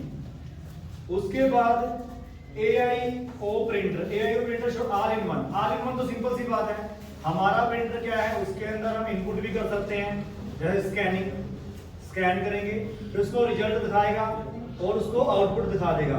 तो ऑल इन वन मतलब स्कैन भी करेगा और प्रिंट भी करेगा। और आजकल के प्रिंटर तो और एडवांस हो गए हैं, कंप्यूटर से जोड़ने की जरूरत भी नहीं है, वाईफाई से कनेक्ट कर लो तब भी आपके मोबाइल से ही प्रिंट निकल जाएगा। क्लियर है? तो टेक्नोलॉजी बहुत फास्ट हो गई है। Dot matrix printer, dot matrix printer में क्या होता है? ये IBM created the first dot matric printer in 9। IBM ने सबसे पहला प्रिंटर बनाया था। तो इस चीज को आपने ध्यान रखना है कि 1957 में, मैं आपको फिर बता रहा हूं, कोई भी फुल फॉर्म, कोई भी सन ईयर होगा और किस कंपनी ने बनाया है, क्या उसके टाइप है, कौन कौन सा कंप्यूटर आया है, ये चीजें तो आपने याद करनी, यही तो पेपर में आएगा। फर्स्ट जनरेशन का कंप्यूटर आएगा, उसमें एक सही रहेगा, 3 गलत रहेंगे। Second generation computer first generation में डाल देंगे, वो एक सही डालेंगे और बाकी 3 ऑप्शन जो है वो गलत डाल देंगे। ऐसे ही सेकंड जनरेशन का कंप्यूटर पूछेंगे आपसे, उसमें एक सही रहेगा, बाकी गलत रहेंगे। वो ऐसे ही पूछ सकते हैं कि select on the not second generation computer, उसमें 3 जो है सेकंड जनरेशन कंप्यूटर रहेंगे और एक जनरेशन किसी और कंप्यूटर रहेगा। तो आपने वो चेक करना जो जनरेशन में नहीं है। क्लियर है कि नहीं है? उसके बाद डॉट मैट्रिक प्रिंटर जो है 1950 में बनाया था। तो ये इंपैक्ट प्रिंटर है। अब इंपैक्ट और नॉन इंपैक्ट दो चीज समझ लीजिए। इंपैक्ट होता है जब पेपर को फिजिकल टच किया जाता है, वो प्रिंटर जो पेपर को फिजिकल टच करेंगे उसको क्या कहेंगे? Impact printer. वाइवा में क्वेश्चन पूछा जा सकता है। और जिसमें फिजिकल टच नहीं होगा वो नॉन इंपैक्ट है। अब जैसे टाइपराइटर देखा, कचहरी गए हो कोई? कचहरी नहीं गए होगे तो अनिल कपूर की 9 फिल्म देखी होगी, वो टट टट करते रहते हैं। तो उसमें क्या होता है? रिबन लगा रहता है, इंक लगी होती है रिबन पे, तो जो बटन दबाते हैं वो उसको रिबन को टच करता है, वो जाके पेपर के ऊपर लगता है तो वो प्रिंट हो जाता है। तो वो क्या है? इंपैक्ट। और जो प्रिंटर हमारे पास है जिसमें आप लोग प्रिंट निकालते हो, सबने प्रिंट निकाले हुए हैं, तो उसमें कोई टच में नहीं होता है। उस पे क्या होता है? इंक को, पाउडर इंक होती है, पेपर के ऊपर इंक दबती है, उसके ऊपर हीट लगती है, वो टाइप होना स्टार्ट रहता है। समझ रहे हो? तो ऐसे नहीं है कि कैलकुलेटर कर रहा है, ऐसा नहीं है। क्लियर? आगे बढ़ते हैं। तो ये रिबन वाला मैंने आपको बता दिया है कि टाइपराइटर। इंकजेट प्रिंटर जो होता है, inkjet printer started being developed in 1950 से जो है इंकजेट प्रिंटर स्टार्ट हो गया था। It was not unit the later 1970 तो इसमें क्या हो गया है? It was unit in the late 1970 century that they were able to report decent digital images। मतलब जो इंकजेट प्रिंटर आया था 1970 के बाद डिजिटल फोटोज जो है निकलनी शुरू हो गई थी। मतलब पूरी फोटो जो है 1970 में निकलनी शुरू हो गई थी। और किस किस कंपनी के इंकजेट प्रिंटर बने थे? वो है कैनन के, एप्सन ने और हैवलेट पैकर्ड ने। तो ये कंपनियों के नाम जो आपने याद रख लेने हैं, ठीक है कि नहीं है? आगे लेजर प्रिंटर है इन द अर्लियर 1970। उसके बाद जो है लेजर प्रिंटर आया। तो लेजर प्रिंटर में क्या हो गया?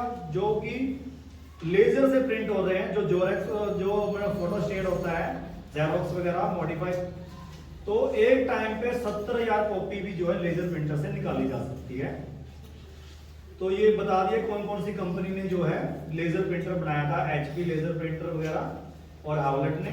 आगे प्लॉटर क्या होता है, आपने देखा है जो कि बड़े बड़े प्रिंटर से तो एक लिमिटेड साइज का प्रिंट निकलेगा, उससे बड़ा अगर प्रिंट निकालना है जैसे कि टी शर्ट का डिजाइन निकालना है या नंबर घर की नंबर प्लेट निकालनी है, तो बड़े बड़े प्लॉटर से जो होगा बड़े बड़े प्लॉटर से निकलता है, ठीक है कि नहीं, बड़ा प्रिंटर।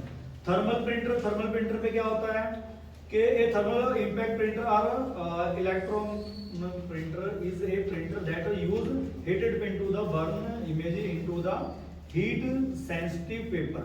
मतलब थर्मल प्रिंटर में क्या होता है, उसमें पेपर को हीट करने के लिए पिंस का इस्तेमाल किया जाता है, ठीक है कि नहीं है, उससे पेपर हीट होता है, उससे जो है वो बनाते हैं। आगे हेडफोन है, स्पीकर है। हेडफोन स्पीकर तो आपको सब पता ही है, प्रोजेक्टर के बारे में बता दिया मैंने। जीपीएस क्या होता है, इसकी फुल फॉर्म क्या है, ये आपने याद कर लेनी है। आगे बढ़ते हैं, आगे मेमोरी आ गई है।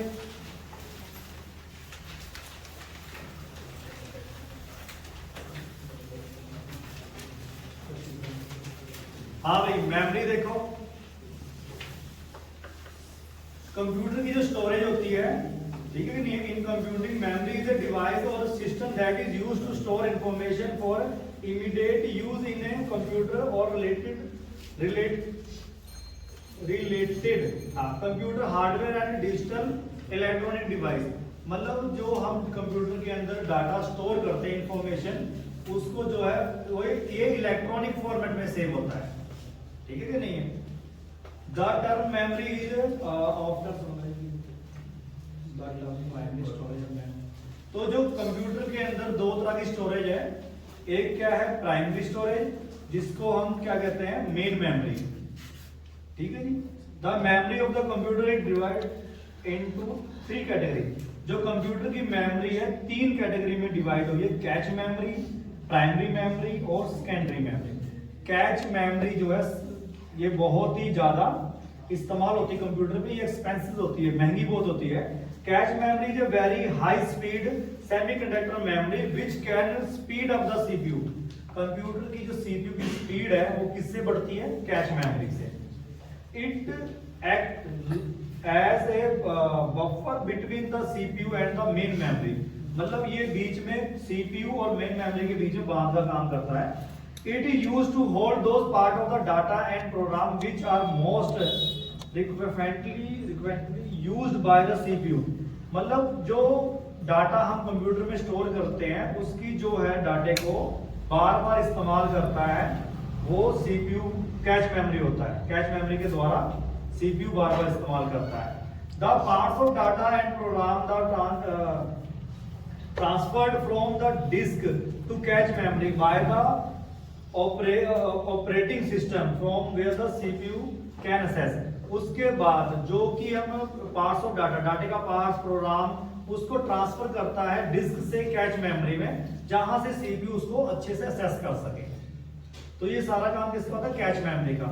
ये बहुत एक्सपेंसिव होती है और ये सीपीयू के साथ चलती है।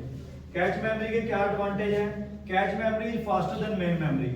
मेन मेमोरी इससे बहुत ही ज्यादा फास्ट होती है। मेन मेमोरी जो होगी वो रैम रोम की बात कर रहे हैं, ठीक है नहीं है। उसके बाद it consume less access time and compare to main memory. ये मेन मेमोरी से भी कम टाइम लेती है, मतलब उससे फास्ट होगी, कम टाइम ले रही है। It store the program that can be executed within a short period of time. ये प्रोग्राम को झट से एग्जीक्यूट कर देती, चला देती है। It store data from the temporary use. जो है टेम्परेरी यूज के लिए है, इसमें डाटा जो है परमानेंटली स्टोर नहीं होता है। कैच मेमोरी और लिमिटेड कैपेसिटी, कैच मेमोरी की जो है लिमिटेड कैपेसिटी होती है, इसकी स्टोरेज बहुत कम होती है। इट इज वेरी एक्सपेंसिव, ये बहुत ही महंगी होती है। आगे मेन मेमोरी होगी। This is the main memory of the computer. CPU can read or write on the memory. It is fixed on the motherboard on the computer. मतलब CPU main memory जो होती है सीपीयू के अंदर, it is the main memory. RAM और ROM की बात कर रहे हैं, मेन मेमोरी होती है रैम एंड रोम। ये आपसे पूछा जाएगा, ठीक है कि नहीं है, कि मेन मेमोरी कौन सी होती है। तो ये मदरबोर्ड के साथ फिक्स होती है। क्लियर है? जो रैम और रोम होती है किससे जुड़ी होती है? मदरबोर्ड से डायरेक्टली जुड़ी होती है। रैम क्या होता है? रैंडम एक्सेस मेमोरी, जो कि वोलेटाइल मेमोरी है, जिसमें डाटा जो है जब तक सेव नहीं हुआ तब तक रैम के अंदर रहेगा। जैसे कि कई बार आपने देखा होगा, आप काम कर रहे हो, कोई बच्चा मेन कंप्यूटर बंद कर देता है तो सबका काम खत्म हो जाता है। तो जब तक आप काम सेव नहीं करोगे तो डाटा आपका कहाँ पे काम करेगा? मेन मेमोरी में। तो मेन मेमोरी तब तक ये होती है जब तक कंप्यूटर चल रहा है, बंद होने के बाद खत्म। तो इसीलिए हम कहते हैं फाइल को सेव कर लो, क्योंकि फिर सेव करने के बाद मेन मेमोरी से फाइल कहाँ पे चली जाती है? Secondary memory. सेकेंडरी मेमोरी कौन सी है? Hard disk. ठीक है? उसके बाद आगे इन्होंने जो है रैम को दो भागों में बांटा है, एस रैम और डी रैम, स्टैटिक रैम और डायनेमिक रैम। ठीक है जी। आगे रोम हो गया, read only memory. Read only memory जिसमें हम जब कंप्यूटर स्टार्ट होता है ना तो उसमें काफी कुछ पहले से लिखा आता है कि इसमें प्रोसेसर कौन सा है, इसमें रैम कितनी है, ये कौन सी जनरेशन का कंप्यूटर है, इसमें विंडो कौन सी है, तो ऑटोमेटिकली वो पहले से लिखा होता है। तो वो किसके अंदर स्टोर होता है? रोम के अंदर। रीड ओनली मेमोरी, उसको सिर्फ पढ़ा जा सकता है, उसमें चेंजेस नहीं की जा सकती। उसके बाद जो है तो रोम को जो है इसके अलग से भाग होते हैं। टी रोम, ठीक है, programmable read only memory, EPROM, erasable memory. तो इनकी फुल फॉर्म आपने याद कर लेनी, जैसे इनके नेम है वैसे इनका काम है। ठीक है कि नहीं है? जो प्रोग्रामेबल होती है उसको दोबारा प्रोग्राम किया जा सकता है, इरेज वाली को इरेज किया जा सकता है। और अगर सेकेंडरी मेमोरी, सेकेंडरी मेमोरी की बैकअप ऑफ द मेमोरी और एडिशनल मेमोरी, मतलब कंप्यूटर की जो बैकअप मेमोरी होती है उसको हम सेकेंडरी मेमोरी कहते हैं। This memory is permanent in nature, ये परमानेंटली होती है। It is used to store the different program and information. इसके अंदर अलग अलग फाइल, प्रोग्राम, सॉफ्टवेयर हम सेव करके रख सकते हैं। हार्ड जो परमानेंटली मेमोरी होती है वो होती है hard drive, SSD, flash, optical drive, USB drive, मतलब पेन ड्राइव, यूएसबी ड्राइव को पेन ड्राइव भी कहते हैं। सब example of the secondary memory, मतलब जिसके अंदर हम डाटा को स्टोर करके रख सकते हैं।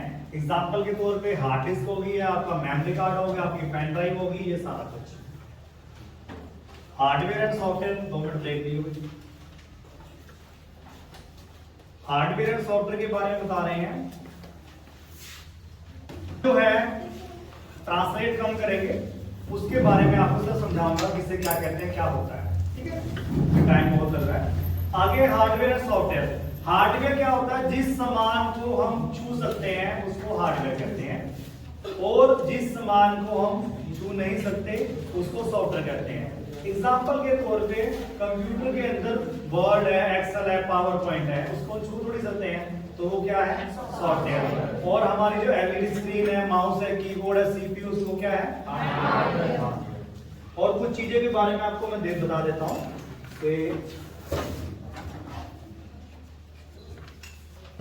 जैसे कि ये कंप्यूटर की जो है पावर सप्लाई होती है, एसएमपीएस बोलते हैं इसको। तो ये पावर सप्लाई है, कंप्यूटर की जितनी भी पावर है इससे होके जाती है। यहां से जो हम बाहर प्लग लगाते हैं वो इसमें लगता है यहाँ पे। ठीक है, पावर डायरेक्ट यहाँ पे आएगी। उसके बाद यहाँ से देखो कितनी वायर है, कंप्यूटर के रैम को, मदरबोर्ड को, सीपीयू को, हार्ड डिस्क को अलग अलग पावर चाहिए होती है। तो अलग अलग पावर के लिए अलग अलग इसमें दिया गया है सारा कुछ। ठीक है जी, तो इसको क्या कहते हैं? SMPS, power supply. और ये हमारा मदरबोर्ड होता है, ये हार्डवेयर आ गया। तो जो रैम होती है वो यहाँ पे लगती है, ठीक है कि नहीं है? तो यहाँ पे ये जो है अपना प्रोसेसर फैन आ गया है। तो प्रोसेसर फैन के नीचे क्या रहता है?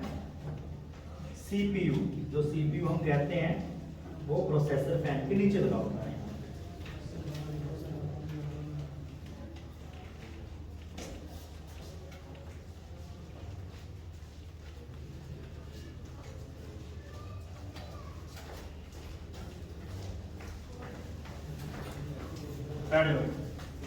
दो मिनट रोकिए ना। ये मदरबोर्ड है अपना, ठीक है जी। यहाँ पे रैम लगती है, और ये अपना प्रोसेसर फैन है, जो पंखा है। भाई आवाज आ रही है, पहला हो नहीं रहा। बिल्कुल शांति रखो, आराम से, जिसने घर जाना है वो जा सकता है, पर आवाज ना करो, क्योंकि मैं ना चुप नहीं कराऊंगा। मैं कोई ना टाइम देगा ना बोलने की नहीं, और कैपेसिटी की है। जो समझा रहा हूं समझो, नहीं तो जा सकते हो। तो ये हमारा जो है फैन हो गया, प्रोसेसर फैन। इसके नीचे हमारा जो है सीपीयू लगा रहता है, जो कि मैं आपको दिखाऊंगा, जिसके बारे में हमने इतनी बात की है, जो कि सेंट्रल प्रोसेसिंग यूनिट होता है। ये पुराने मॉडल का है काफी। That is CPU, central processing unit, computer का दिमाग। काट लिया आप? ठीक है जी। तो ये जो है कंप्यूटर का दिमाग, ये यहां पे लगा होता है, इस मदरबोर्ड के यहां पे। ठीक है जी। और जिसकी हमने बात की सीमोस सेल, वो भी मैं आपको दिखा देता हूं। पुराना कंप्यूटर हो गया ना, ये सारा जाम हो गया। Okay, that is CMOS cell. Zoom कर देता हूं। सीमोस सेल का क्या काम होता है? मान लीजिए आप सेंटर एक हफ्ते के लिए बंद हो गया, तो कंप्यूटर तो बंद है। हफ्ते बाद आप कंप्यूटर चलाओगे तो क्या वो हफ्ते पहले की डेट दिखाएगा? नो। कंप्यूटर बंद होने के बाद भी डे टाइम इस सेल से चलता रहता है। क्लियर? घड़ी के अंदर भी होता है ये, जो भी चीज टाइमर की होती है उसके अंदर लगा रहता है कि अगर उसको पीछे सप्लाई नहीं मिल रही है तो सीमोस सेल से वो अपनी सप्लाई लेगा। क्लियर है? तो इसको मदरबोर्ड कहते हैं। ये प्रोसेसर फैन हो गया है, ये मदरबोर्ड हो गया है, और ये हमारा जो है प्रोसेसर हो गया है, ये सप्लाई है, तो ये सीमोस सेल है। क्लियर है? तो आगे बुक्स पढ़ाते हैं, आगे चलते हैं। तो एग्जाम का यही होता है, एग्जाम के टाइम हम आपको पूरी की पूरी जो है प्रैक्टिकल नॉलेज दे दें, क्योंकि रॉयल कंप्यूटर जो है प्रैक्टिकल पे विश्वास रखता है और प्रैक्टिकल काम ही हम कराते हैं। पर इसका ये मतलब नहीं कि प्रैक्टिकल नहीं होना चाहिए या प्रैक्टिकल की वैल्यू नहीं है। प्रैक्टिकल की वैल्यू है और टाइम टू टाइम हम उसको कराते हैं एग्जाम के दिनों। अब हार्डवेयर पता लग गया आपको, तो हार्डवेयर के क्या क्या कंपोनेंट है, क्या कौन कौन से पार्ट्स है वो बता दिए गए हैं। सॉफ्टवेयर बता दिया गया। सॉफ्टवेयर दो तरह के होते हैं, सिस्टम सॉफ्टवेयर और एप्लीकेशन सॉफ्टवेयर। तो टीचर आपसे पूछ सकता है कि सिस्टम सॉफ्टवेयर कौन से होते हैं और एप्लीकेशन सॉफ्टवेयर कौन से होते हैं। सिस्टम सॉफ्टवेयर जो कंप्यूटर के अंदर पहले से ही मौजूद होते हैं, ठीक है, जिससे पूरा कंप्यूटर चलता है, उसको सिस्टम सॉफ्टवेयर कहते हैं। जैसे कि operating system, Windows 7, Windows 8, Windows 10।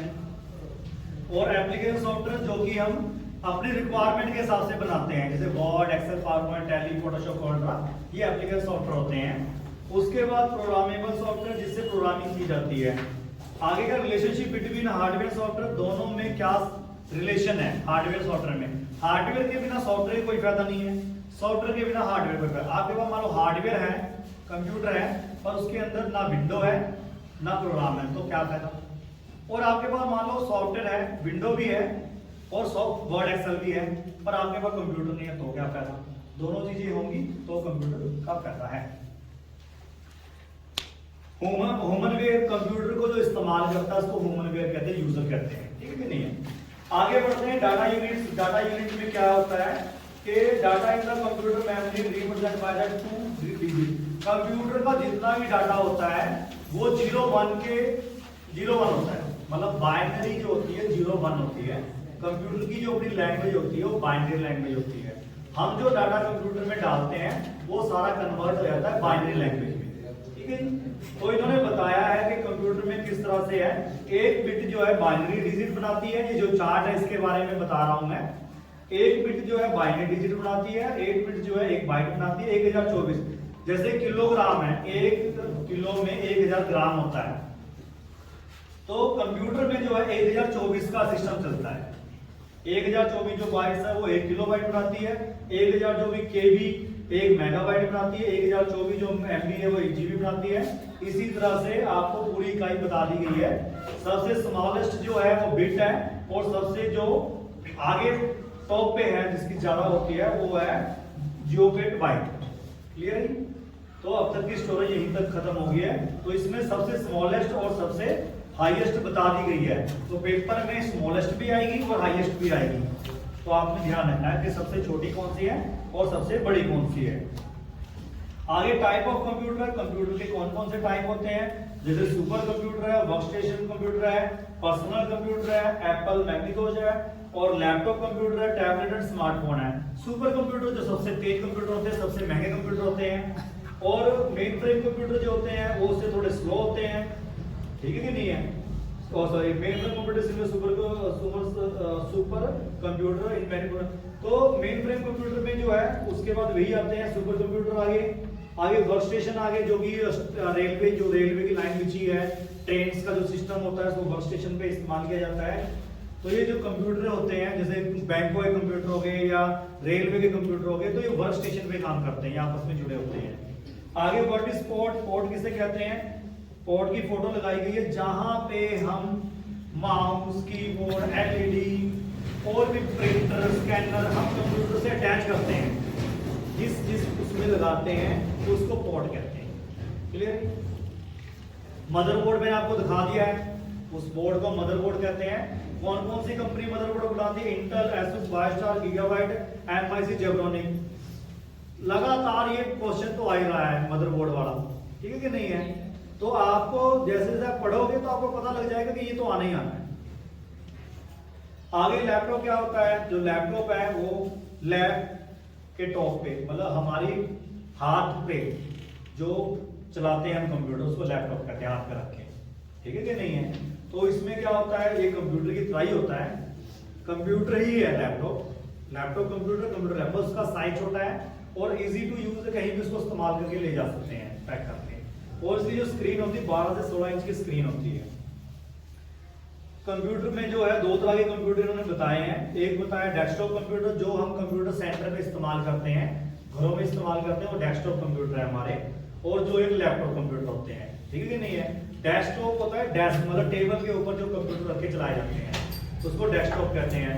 आगे सर्वर, सर्वर किसे कहते हैं, अब हमारे जितना एक कंप्यूटर से सारे लैब के कंप्यूटर जुड़े हुए हैं तो उसको क्या कहते हैं, सर्वर। ये नेटवर्किंग होती है, मतलब मेन कंप्यूटर एक होगा, उसके साथ कंप्यूटर जो होंगे उनको क्लाइंट्स कहते हैं। सर्वर मेन को कहा जाता है और बाकी सारे क्लाइंट्स होते हैं। उसके बाद जो है other type of computer, tablet, mobile phone, TV. तो जो स्मार्ट टीवी है, मोबाइल है, टैबलेट है, तो ये भी कंप्यूटर ही है। लैपटॉप, मोबाइल और कंप्यूटर एक ही चीज है, बस साइज का फर्क है।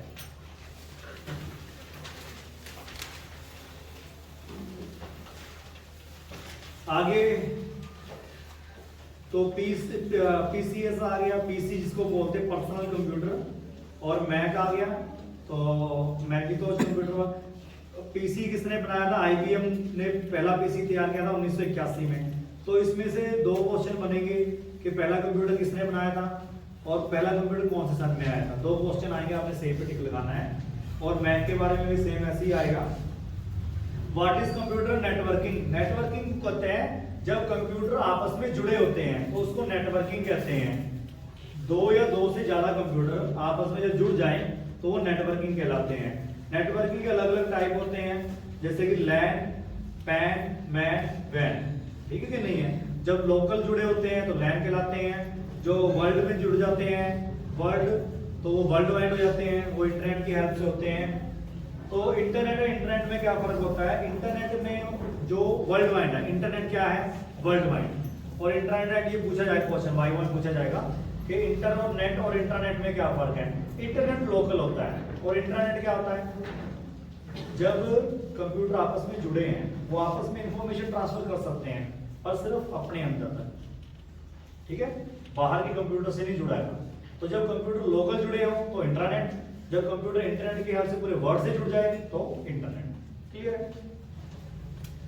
उसके बाद इन्होंने बताया गया है कि कंप्यूटर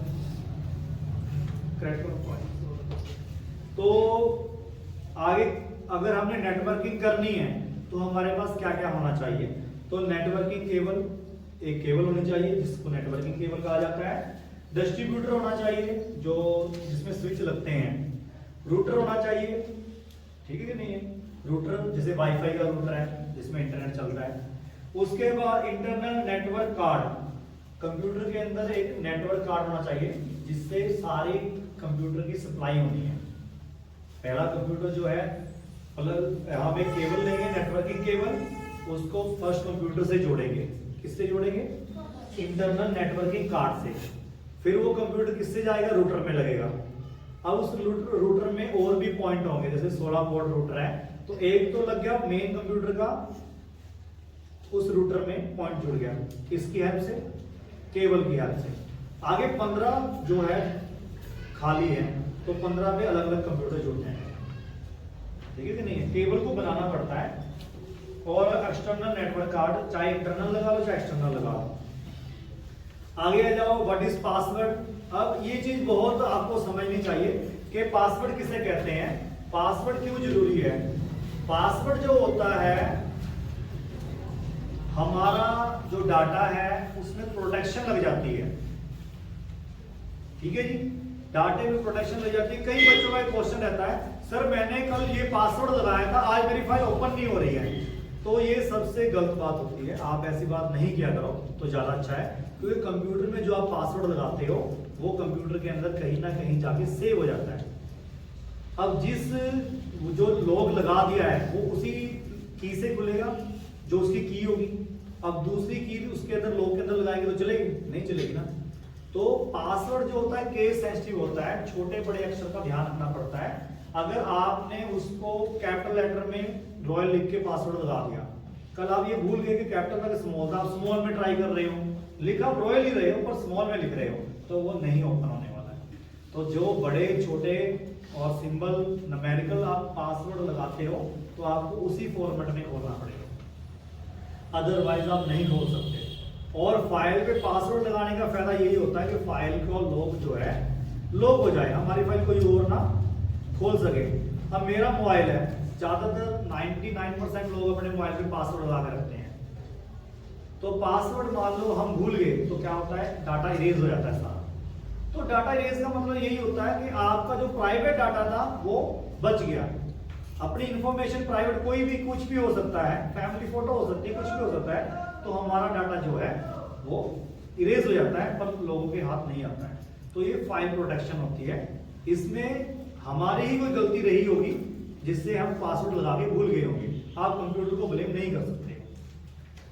आगे बाइनरी लैंग्वेज 0-1 होती है, मैंने आपको बता दिया, प्रोग्राम बता दिया है कि दो तरह के प्रोग्राम होते हैं, सोर्स प्रोग्राम और ऑब्जेक्ट प्रोग्राम। इनको याद रखना है। व्हाट इज कमांड, जो कंप्यूटर को हम काम करने के लिए कहते हैं उसको कमांड कहते हैं। कमांड भी दो तरह की होती है, इंटरनल और एक्सटर्नल।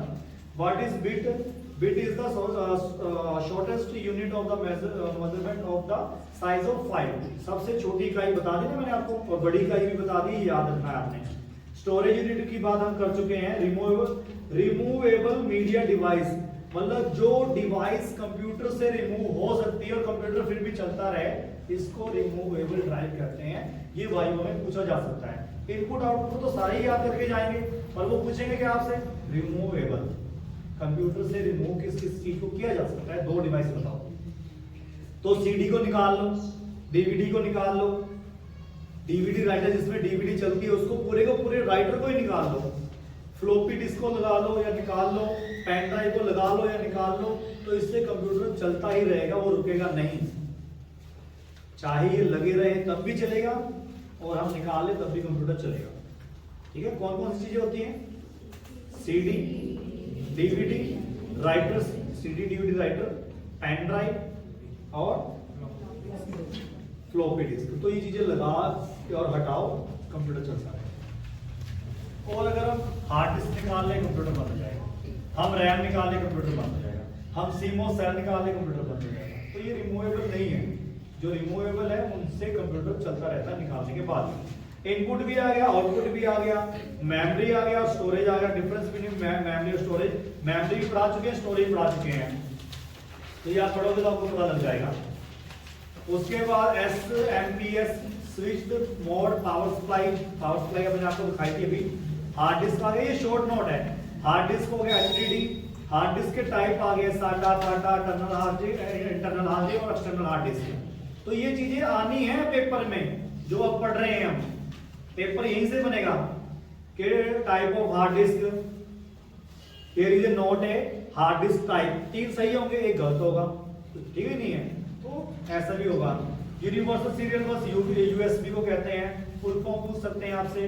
अर्थनेट केबल जो नेटवर्किंग केबल के लिए इस्तेमाल होती है। सीडी डीवीडी जिसमें डाटा स्टोर होता है। स्पीकर पता है, माइक पता है आपको, रीड ओनली मेमोरी पता है, पेन ड्राइव पता है आपको, मदरबोर्ड पता है, साउंड कार्ड पता है, ग्राफिक कार्ड, साउंड कार्ड से साउंड आता है, ग्राफिक कार्ड से डिजाइन वगैरह, जो बड़ी बड़ी गेम्स होती हैं जिसमें ग्राफिक हाई चाहिए होते हैं तो अलग से कंप्यूटर के अंदर कार्ड लगाना पड़ता है, उसको क्या कहते हैं, ग्राफिक कार्ड। उसके बाद कंप्यूटर सॉफ्टवेयर आपको पता ही है। मशीन लेवल लैंग्वेज, जो कंप्यूटर की मशीनी लैंग्वेज होती है जिसको बाइनरी लैंग्वेज कहते हैं। असेंबली लेवल लैंग्वेज जो कि कंप्यूटर की और हाई लेवल लैंग्वेज और मशीन लैंग्वेज का जो कॉम्बिनेशन होता है उसको बोलते हैं। और हाई लेवल लैंग्वेज जो हमारी लैंग्वेज होती है, हम जो काम करते हैं हाई लेवल लैंग्वेज में काम करते हैं, इस बात का ध्यान रखना। आगे बाइनरी सिस्टम, ये तो आपको पूछा जाएगा, क्वेश्चन भी आएंगे और वाई वाई पूछा जाएगा। बाइनरी नंबर का सिस्टम क्या होता है? बाइनरी नंबर का बेस 2 होता है 0 1, ऑक्टल का बेस होता है 8 0 से लेके 7 तक। डेसिमल नंबर सिस्टम जो होगा 0 से लेके 9 तक 10 होता है, इसका बेस 10 है और 0 से लेके 9 तक है। हेक्साडेसिमल का 16 है 0 से लेके 9 तक, ए से लेके एफ तक। तो ये तो आपसे पूछे जाएंगे, चाहे याद करो या ना करो, ये आएगा ही आएगा। आगे आ गया कंपाइलर। कंपाइलर किसको कहते हैं और असेंबलर किसको कहते हैं, इंटरप्रेटर किसको कहते हैं? कंपाइलर जो कि लो लैंग्वेज को हाई लेवल लैंग्वेज में चेंज कर देते हैं और हाई को लो में चेंज कर देते हैं, उसको कंपाइलर कहते हैं। ठीक है जी, जैसे सी, सी प्लस प्लस, जावा, तो ये कंपाइलर की मदद से ही प्रोग्रामिंग कर सकते हैं। उसके बाद असेंबलर। असेंबलर जो होते हैं, जो assembler used to translate the program written in assembler language into machine code. मतलब जो मशीनी लैंग्वेज में हम प्रोग्राम रिटन करते हैं उसको वो कन्वर्ट कर देता है प्रोग्रामिंग लैंग्वेज के अंदर, उसको असेंबलर कहते हैं। और इंटरप्रेटेड क्या होता है? जैसे कि इंटरप्रेटेड होता है एक लैंग्वेज को दूसरी लैंग्वेज में कन्वर्ट कर देता है। जब भी मान लो हमारे प्रधानमंत्री बाहर जाते हैं, रशियन चले गए, अमेरिका चले गए, उनको कोई लैंग्वेज नहीं आती है तो वो अपने साथ उस लैंग्वेज का बंदा लेके जाते हैं जो कि उसको ट्रांसलेट करके बताता है कि उन्होंने अब ये कहा है। फिर इधर से वो जवाब देते हैं तो उसको ट्रांसलेट करके उसको बताता है कि उन्होंने ये कहा है। ठीक है, जो मिडिल वाला बंदा होता है वो होता है इंटरप्रेटर। आगे पीसी मतलब पर्सनल कंप्यूटर, तो इसमें भी बताया गया है पर्सनल कंप्यूटर के बारे में जो हम घर में इस्तेमाल करते हैं। तो इसके जो एप्पल है, मैक ओएस है, तो आईबीएम है, ये जो चीजें लिखी है बोल्ड की गई है उनको याद रखना है आपने। मैं शुरू से लेके अब तक एक ही चीज बता रहा हूं कि किसने क्या बनाया है, क्या क्या उसके टाइप है, वो कब आया है, ठीक है कि नहीं है, और किस किस कंपनी ने क्या क्या बनाया वगैरह वगैरह। तो ये चीजें तो आनी है, यहीं से पेपर तैयार होना है सारा। क्लियर है? आगे है CPU, disk drive, hard drive, keyboard, modem. Modem क्या होता है? जिससे हमारा जो कंप्यूटर है इंटरनेट चलाते हैं ना, उसको मॉडेम कहते हैं, वाईफाई मॉडेम। ठीक है, उसके बाद प्रिंटर आपको पता है, माउस पता है, एनआईसी नेटवर्क इंटरफेस कार्ड, जिससे हम जो है फिजिकल कनेक्शन करते हैं कंप्यूटर के साथ इंटरनेट का कार्ड लगा के। प्रिंटर पता ही आपको, एप्लीकेशन पता है, बिट भी पता है, बूट, जब कंप्यूटर स्टार्ट होता है तो वो जो स्टार्ट होता है ब्लैक स्क्रीन आती है तो स्टार्टिंग में जो चल रहा है उसको बूट कहते हैं। ब्राउजर जब हम कोई चीज ब्राउजर इंटरनेट पे सर्च करते हैं उसको ब्राउजर कहते हैं। सॉरी वो ब्राउजिंग हो जाता है। इंटरनेट ब्राउजर क्या होता है? कोई भी 2 या 3 इंटरनेट ब्राउजर बताओ, इंटरनेट जिसमें हम इंटरनेट चलाते हैं वो क्या है? ब्राउजर। और जो सर्चिंग करते हैं उसको ब्राउजिंग कहते हैं। कोई 2 या 3 जैसे मोजिला फायरफॉक्स ब्राउजर है, internet Edge, Microsoft Edge browser है, ओपेरा मिनी ब्राउजर है, सफारी, यूसी ब्राउजर, ये सब ब्राउजर है इसमें इंटरनेट चलाते हैं। ओके, उसके बाद बग होता है कि कोई ना कोई जब कोई प्रोग्राम चलाते हैं उसमें कोई एरर आ जाता है, उसको बग कहते हैं। ठीक है, बाइट हो गया, क्लिक बताइए आपको। डाटाबेस किसे कहते हैं? जब हम डाटा को प्रॉपर एक तरीके से सेट करते हैं, मतलब आपका student name, father name, address, city, phone number, list बना रहे हैं, that is database. Double click आपको पता ही है, डाउनलोड भी पता है, ड्रैग एंड ड्रॉप उठाना और रखना, और फाइल आपको पता ही है, सॉफ्टवेयर प्रोवाइडर, ये फ्रीवेयर, जो सॉफ्टवेयर फ्री में प्रोवाइड होते हैं उनको फ्रीवेयर कहते हैं। GUI ग्राफिकल इंटरफेस, जैसे कि कोई फोटो है, कोई वीडियो है उसको ग्राफिक जी वही कहते हैं। आगे आगे आईपी नंबर किसे कहते हैं? आईपी की फुल फॉर्म है इंटरनेट प्रोटोकॉल, ठीक है कि नहीं है, लिखा भी हुआ है इंटरनेट प्रोटोकॉल। तो अब मान लीजिए मेरा मोबाइल है, इस मोबाइल से मैंने किसी को कोई धमकी दे दी, मान लो कह दिया कि मैं कह भी नहीं सकता, इतना डर लगता है। मान लीजिए मैंने कह दिया कि मेरे मोबाइल से मेरा मोबाइल चोरी हो गया और किसी शरारती तत्व ने क्या किया, मेरा फोन से प्रधानमंत्री को मेल कर दिया कि तेरी गेम बचेगी। तो मोबाइल मेरा, तो उसको पुलिस ने 1 मिनट में पकड़ लेना है, क्योंकि उसका जो है आईपी, इंटरनेट पे आईपी एड्रेस, जिस इंटरनेट से वो धमकी भरा ईमेल गया है वो तुरंत के तुरंत ट्रैक हो जाता है। और मोबाइल जो ट्रैक होता है उसका IMEI नंबर होता है हर मोबाइल का, ठीक है कि नहीं है? तो हर चीज ट्रैक हो जाती है, कोई बच नहीं सकता। किलोबाइट, मेगाबाइट, मेन्यू, ये सारे स्क्रॉल बार, ठीक है कि नहीं, शेयरवेयर, ये सब छोटे नोट्स होते हैं। अगर आपको कोई दिक्कत आएगी तो यूट्यूब कर लेना इनके बारे में, ओके। कहीं भी कोई भी प्रॉब्लम आएगी तो आप उस चीज को यूट्यूब पे लिखोगे, वो आपको पूरी एक्सप्लेन मिल जाएगा, ठीक है कि नहीं है? कोई चीज अगर नहीं भी क्लियर हुई है तो वहां पे क्लियर कर सकते हो। आगे विंडोज आ गया है, अब हम हल्का फुल्का ही करेंगे। जो मेन पढ़ाने वाला था कंप्यूटर फंडामेंटल वो हो चुका है, अब प्रैक्टिकल आ गया है, इसको हल्का फुल्का अब बताएंगे और कंप्यूटर के ऊपर बैठ के पूरा बताया जाएगा, ठीक है कि नहीं है? एक क्लास हमने फंडामेंटल की ले ली है और कंप्यूटर की क्लासेस तो चलती रहेंगी, मतलब 1 बाय 1 आपको सबको। जो विंडोज अब जो चल रहा है, ये सेकंड पार्ट स्टार्ट हो गया, ये प्रैक्टिकल वर्क है, पर मैं आपको बता देता हूँ हल्का फुल्का कैसे क्या होता है। विंडोज क्या होता है? सबसे पहले 10 नवंबर 1983 को पहली विंडो अनाउंस की थी, जो कि बिल गेट्स ने अनाउंस की थी। विंडो पहली जो बनी थी वो 10 नवंबर 1983 में आई थी, ठीक है नहीं है? और वो डोस बेस थी। डोस बेस किसे कहते हैं? पहले जो काम होता था ना वो ब्लैक स्क्रीन पे काम होता था और लिख लिख के काम होता था कि माउस नहीं चलते थे, तो MS DOS होता है वो, उसको MS DOS कहते हैं। तो ये पहली विंडो कब आई थी और डोस उसमें आई थी विंडो 95। जो विंडो बनाती है कौन सी कंपनी बनाती है? माइक्रोसॉफ्ट, ठीक है। उसके बाद विंडो XP आई थी, तो मतलब विंडो 95 के बाद जो सबसे पावरफुल विंडो आई थी विंडो XP आई थी। ये बहुत ही मतलब मेन विंडो आई थी, इसमें बहुत काम अच्छा होता था और इसमें जो है गाने गुने भी चलने स्टार्ट हो गए थे। उसके बाद विंडो 7 आई थी। विंडो 7 कब आई थी, कौन से ईयर में आई थी, तो ये चीजें आपने याद कर लेनी है। फिर विंडो 8 आई थी और विंडो 10 आई है। अब कौन सी विंडो आई है? विंडो 11 जो हम चला रहे हैं, तो ये विंडो 11 आ गई है।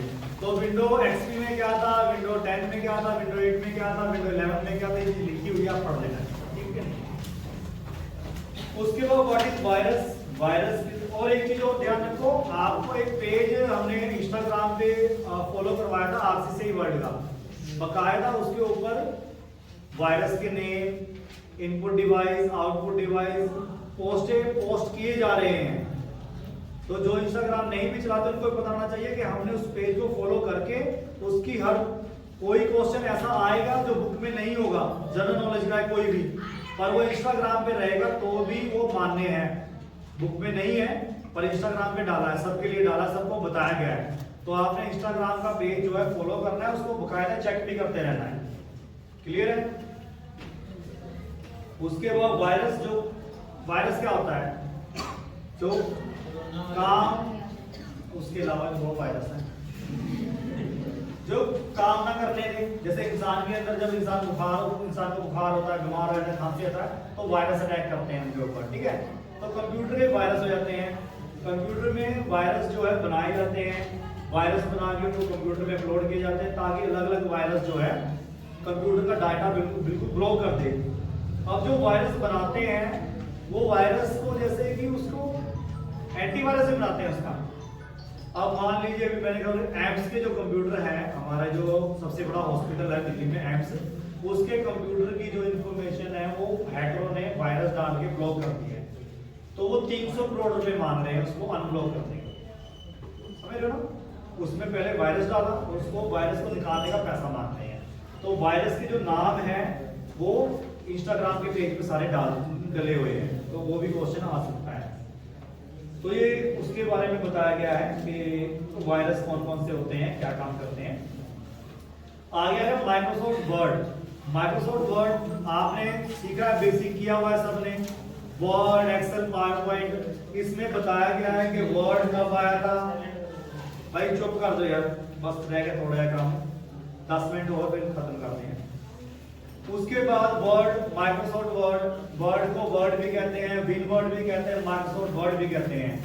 लेटेस्ट वर्जन 2021 है जो कि आप चला रहे हो, आपको पता है, हमने बताया है, हम लेटेस्ट वर्जन पे ही काम करते हैं। तो कंप्यूटर का जो माइक्रोसॉफ्ट वर्ड है उसका वर्जन 2021 है। उससे पहले 2019 वर्जन था, 19 से पहले 16 था, 13 था और 2010 था, 2007। जो बाकी सेंटर वाले हैं, कई सेंटर वाले ऐसे हैं जो पुराने 2007 और 2010 ही करा रहे हैं, वो 10-15 साल पुराना करा रहे हैं। उसको सीखने का कोई फायदा नहीं, इससे अच्छा ना। कभी भी कंप्यूटर में कोई चीज सीखनी है तो अप टू डेट जो चल रही है वही सीखनी है, नहीं पता तो गूगल कर लेना है। The latest version of Word या एक्सेल या पावरपॉइंट या Office, the latest version of Photoshop, latest PhotoDraw, latest Tally. तो लेटेस्ट में ही काम करना है, हम ऑलरेडी आपको लेटेस्ट में ही काम कर रहे हैं, यही हमारी पहचान है। उसके बाद उसमें क्या क्या होता है वर्ड में, ये आप कंप्यूटर में देख चुके हो कि सबसे पहले कौन कौन से टूल बार है, और टूल बार के बाद कौन कौन से टैब है, होम है, इंसर्ट है, draw, design, layout, reference, mailing, review, view, help. तो अगर यहाँ पे 10 लिखी गई है तो 10 ही टैब मानी जाएंगे। बुक में 10 है ना, तो 10 टैब ही मानी जाएंगी। उसके बाद होम के अंदर कौन कौन से टैब हैं, कौन कौन सी कमांड है होम के बाद। उसके बाद इंसर्ट में कौन कौन सी कमांड्स है, ये सारी चीजें एक्सप्लेन की गई है कि कौन कौन सी कमांड है, उसका क्या काम है। तो ये आप जो है वर्ड, एक्सेल, पावर पॉइंट, ये बेटर होगा कि जब आप कंप्यूटर में बैठो तो उस पर आप इसको खोल के रखो, साथ के साथ इसको पढ़ो और साथ के साथ उसको चेक करते रहो और साथ साथ करके देखो, नहीं तो हमें बुला के पूछो हमसे। तो ये प्रैक्टिकल है, वर्ड, एक्सेल, पावर पॉइंट, तो उसको प्रैक्टिकल करने का ही फायदा है, बोलने का कोई फायदा नहीं है। जो कंप्यूटर फंडामेंटल था सारा मैं वो करा चुका हूँ और शॉर्टकट की आपने सारी याद करनी है। और एक्सेल के बारे में बता दिया गया है कि एक्सेल क्या होता है। उसके बाद एक्सेल के बाद व्हाट इज डाटा एंट्री, ये सारे एक्सेल के। पावर पॉइंट के बारे में बताया गया है, पावर पॉइंट किसे कहते हैं। एमएस असेस के बारे में आपने नहीं पढ़ना है, ठीक है कि नहीं है, क्योंकि असेस सब इस्तेमाल नहीं होता है। उसके बाद व्हाट इज ईमेल, ईमेल किसे कहते हैं। पेज नंबर 40 पे आ जाओ, मतलब खत्म होने वाला है, ठीक है नहीं, लास्ट एंडिंग पे चल रहे हैं।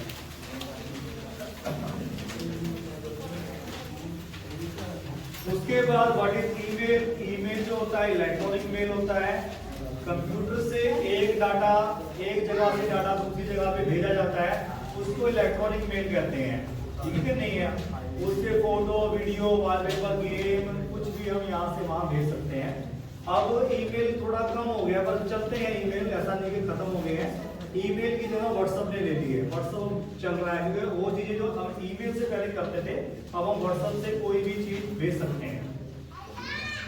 आगे वेबसाइट है, वेबसाइट तो आप सबको पता है कि वेबसाइट जो हमारे वेब पेज होते हैं, अलग अलग वेब पेज को मिला के जो बनते हैं उसको वेबसाइट कहते हैं। जैसे रॉयल कंप्यूटर की वेबसाइट क्या है, rcciworld.com। आपको कुछ चीजें पता होनी चाहिए, जैसे कि RCCI की फुल फॉर्म है royal computer and coaching institute, और HEWS की फुल फॉर्म है ह्यूमन एजुकेशन वेलफेयर सोसाइटी, और हमारी जो सोसाइटी है दूसरी मीत सोशल फाउंडेशन, जिससे हम रजिस्टर्ड है ह्यूमन एजुकेशन और मीत सोशल फाउंडेशन से। सेंटर के बारे में ये चीजें पता होनी चाहिए आपको, ठीक है। और हमारी वेबसाइट कौन सी है, rcciworld.com, और ऑफिशियल ईमेल एड्रेस क्या है, royalworld786@gmail.com, और हेड ऑफिस हमारा नोरवाड़ा रोड पे है। ये चीज आपको पता होनी चाहिए।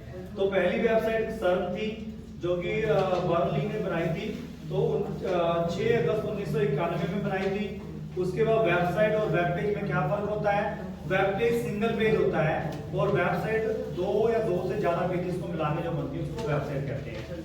उसके बाद who create website on the internet. Internet पे वेबसाइट कौन बना सकता है? आप बना सकते हो, मैं बना सकता हूँ, बिजनेसमैन कोई भी बना सकता है, इसमें कोई लिमिट नहीं है कि वही बस उसको आनी चाहिए। उसके बाद स्कैनिंग। स्कैनिंग किसे कहते हैं आपको पता ही है। जैसे कि ये फोटो है, ये हमने डाली रखी, इसके ऊपर फोटोस्टेट की मशीन जो है वो स्कैनर मशीन ही होती है, तो स्कैन कर सकते हैं, तो स्कैनिंग कहते हैं। उसके बाद पिक्सल। पिक्सल किसे कहते हैं? वाइवा में क्वेश्चन पूछे जाएंगे, ये पिक्सल किसे कहते हैं? जो हम फोटो खींचते हैं, फोटो को कभी आप जूम करो तो फोटो जो है फटनी स्टार्ट हो जाती है, छोटे छोटे बॉक्स नजर आने स्टार्ट होते हैं, दैट्स कॉल्ड पिक्सल, उनको पिक्सल कहा जाता है। जो एक फोटो होती है वो पिक्सल को जोड़ के बनती है, ठीक है। कई कैमरे की लो क्वालिटी होते हैं, उनको थोड़ा सा जूम करते फट जाती है फोटो। कहीं जो होती है एचडी क्वालिटी की होती है, उनको जूम करते रहो तब भी नहीं फटती, बहुत दूर जाके फटती है, तो उसको क्या कहते हैं? एचडी। वो पिक्सल होते हैं। पिक्सल ऑलवेज बॉक्स में होते हैं, रेक्टेंगल होते हैं, सर्कल में नहीं होते हैं, ठीक है कि नहीं है। एंड्रॉइड किसे कहते हैं? जो मोबाइल का ऑपरेटिंग सिस्टम है उसको एंड्रॉइड कहते हैं। Android created by Google, Google ने ही एंड्रॉइड बनाया है, ठीक है कि नहीं है। उसके बाद सोशल मीडिया, जहां पे हम आपस में बात करते हैं, फोटो वीडियो जो है शेयर करते हैं, उसको सोशल मीडिया कहते हैं। तो सोशल मीडिया नीचे लिखी गई है कौन कौन सी होती है। कोरल ड्रा क्या होता है? कोरल ड्रा वेक्टर डिजाइन होते हैं। वेक्टर डिजाइन क्या होता है कि इसमें जो फ्लैक्स है, जो वॉलपेपर है, जितनी एडवर्टाइजमेंट है, टी शर्ट डिजाइन है, जैकेट है, लोगो डिजाइन है, वो सारे कोरल ड्रा बनते हैं। और वेक्टर का मतलब होता है इसमें आप जब तक वो डिजाइन कोरल ड्रा में है उसको आप जितना भी जूम कर लो फटेगा नहीं। बाकी डिजाइन जूम करने से फट जाते हैं, कोरल ड्रा के डिजाइन नहीं फटते जब तक वो कोरल ड्रा के अंदर है। जब आप उसको सेव कर दोगे, एक्सपोर्ट कर दोगे जेपीजी फॉर्मेट में, अलग अंदर फॉर्मेट में, तो फॉर्मेट जब चेंज हो जाएगा तो वो जूम होगा, फटेगा ही फटेगा। तो उसके बाद फोटोशॉप है। फोटोशॉप जो है फोटो एडिटिंग सॉफ्टवेयर है। जितनी भी आपने एडिटिंग करनी है फोटो रिलेटेड तो आप फोटोशॉप में करोगे। जो काम कोरल ड्रा में करते हैं वो फोटोशॉप में कर सकते हैं, जो काम फोटोशॉप में करते हैं कोरल ड्रा में कर सकते हैं। ये दोनों सॉफ्टवेयर ही डिजाइनिंग सॉफ्टवेयर होते हैं।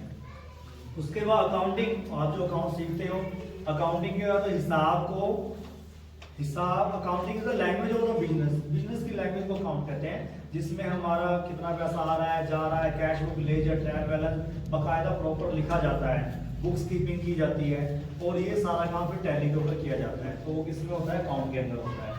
और टैली क्या होता है? जो कंप्यूटर, जो अकाउंट में जो सॉफ्टवेयर होता है, जैसे बिल वगैरह काटते हैं उसको टैली कहते हैं।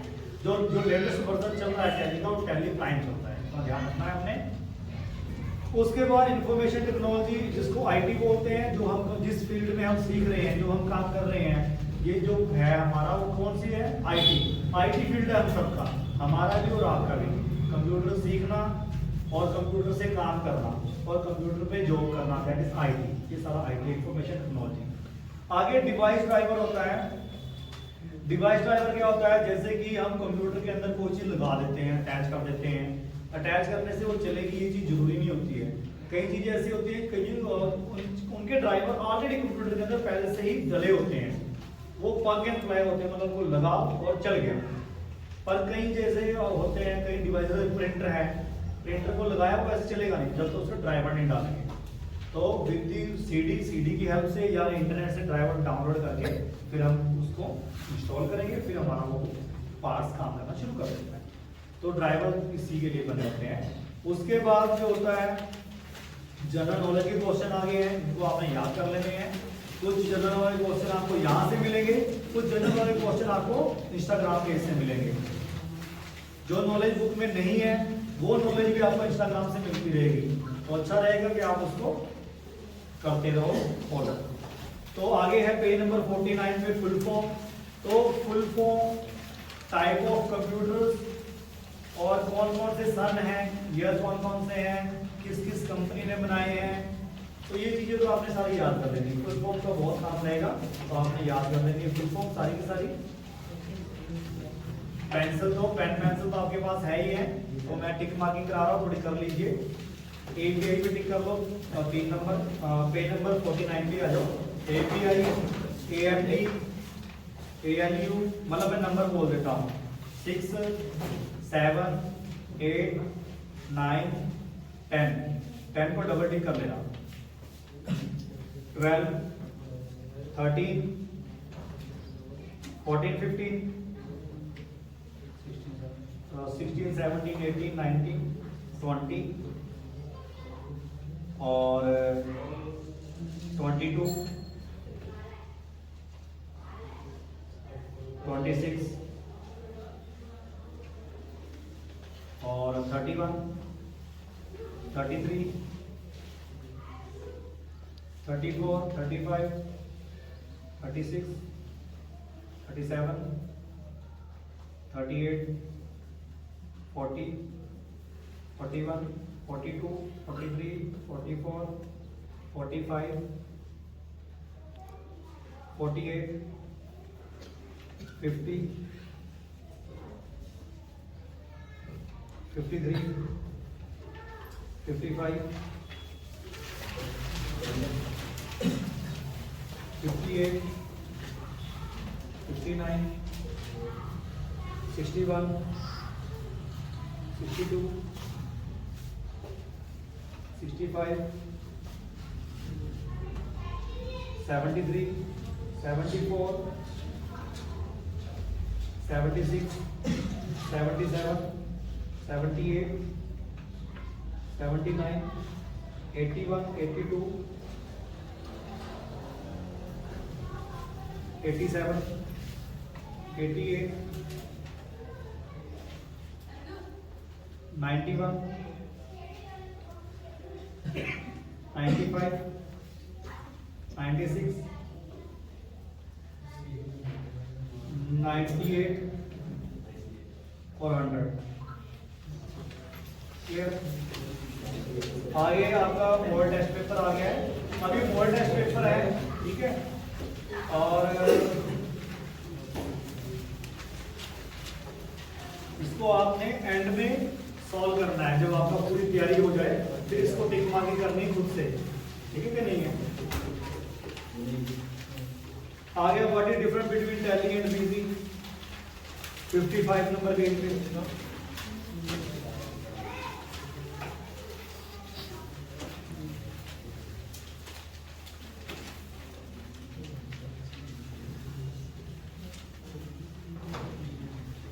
ठीक है। टैली और बीजी में क्या फर्क है ये बताया गया है। जो टैली सॉफ्टवेयर, जो बीजी सॉफ्टवेयर है, BG accounting software included features like multi company, security, return filing and GST in, ये सारा बीजी सॉफ्टवेयर में हो जाता है। और जो टैली प्राइम है ये सिंगल यूजर होता है, सिंगल इंस्टॉलेशन होता है और unlimited user and multi user access करते हैं। What is the HTML? HTML किसे कहते हैं? HTML होता है हाइपर टेक्स्ट मार्कअप लैंग्वेज। मतलब आपने वेब डिजाइनर बनना है। वेब डिजाइनर पता है किसको कहते हैं? जो वेबसाइट बनाता है। तो आपको HTML आना चाहिए। मैं एक वेब डिजाइनर भी हूँ। 2010 में मैंने वेब डिजाइनिंग सीखी थी। 2022 12 साल पहले सीख चुका हूँ। और जो रॉयल कंप्यूटर की वेबसाइट बनी हुई है वो भी मैंने बनाई है और वह भी मेरे द्वारा डिजाइन की गई है। जो वेब डिजाइनर होते हैं वो वेबसाइट जब मर्जी बदल सकते हैं, बना सकते हैं, डेली चाहे नहीं बनाए तो ये सारा काम होता है। ये किससे होता है? HTML से। जो बेस है वो HTML ही है। HTML की फुल फॉर्म आपको पता है, हाइपर टेक्स्ट मार्कअप लैंग्वेज। इसमें टैग्स होते हैं, ठीक है कि नहीं है? पाइथन जो है सबसे लेटेस्ट लैंग्वेज है, ठीक है। सबसे जो है लेटेस्ट लैंग्वेज जो है पाइथन चल रही है, जो सबसे ट्रेंडिंग भी चल रही है। और मेन इसमें है कि आप हाई लेवल लैंग्वेज में इसमें काम कर सकते हैं पाइथन में। What is artificial intelligence? ये मैंने AI के बारे में आपको बता दिया है पहले से ही। ओके, बस क्लियर है।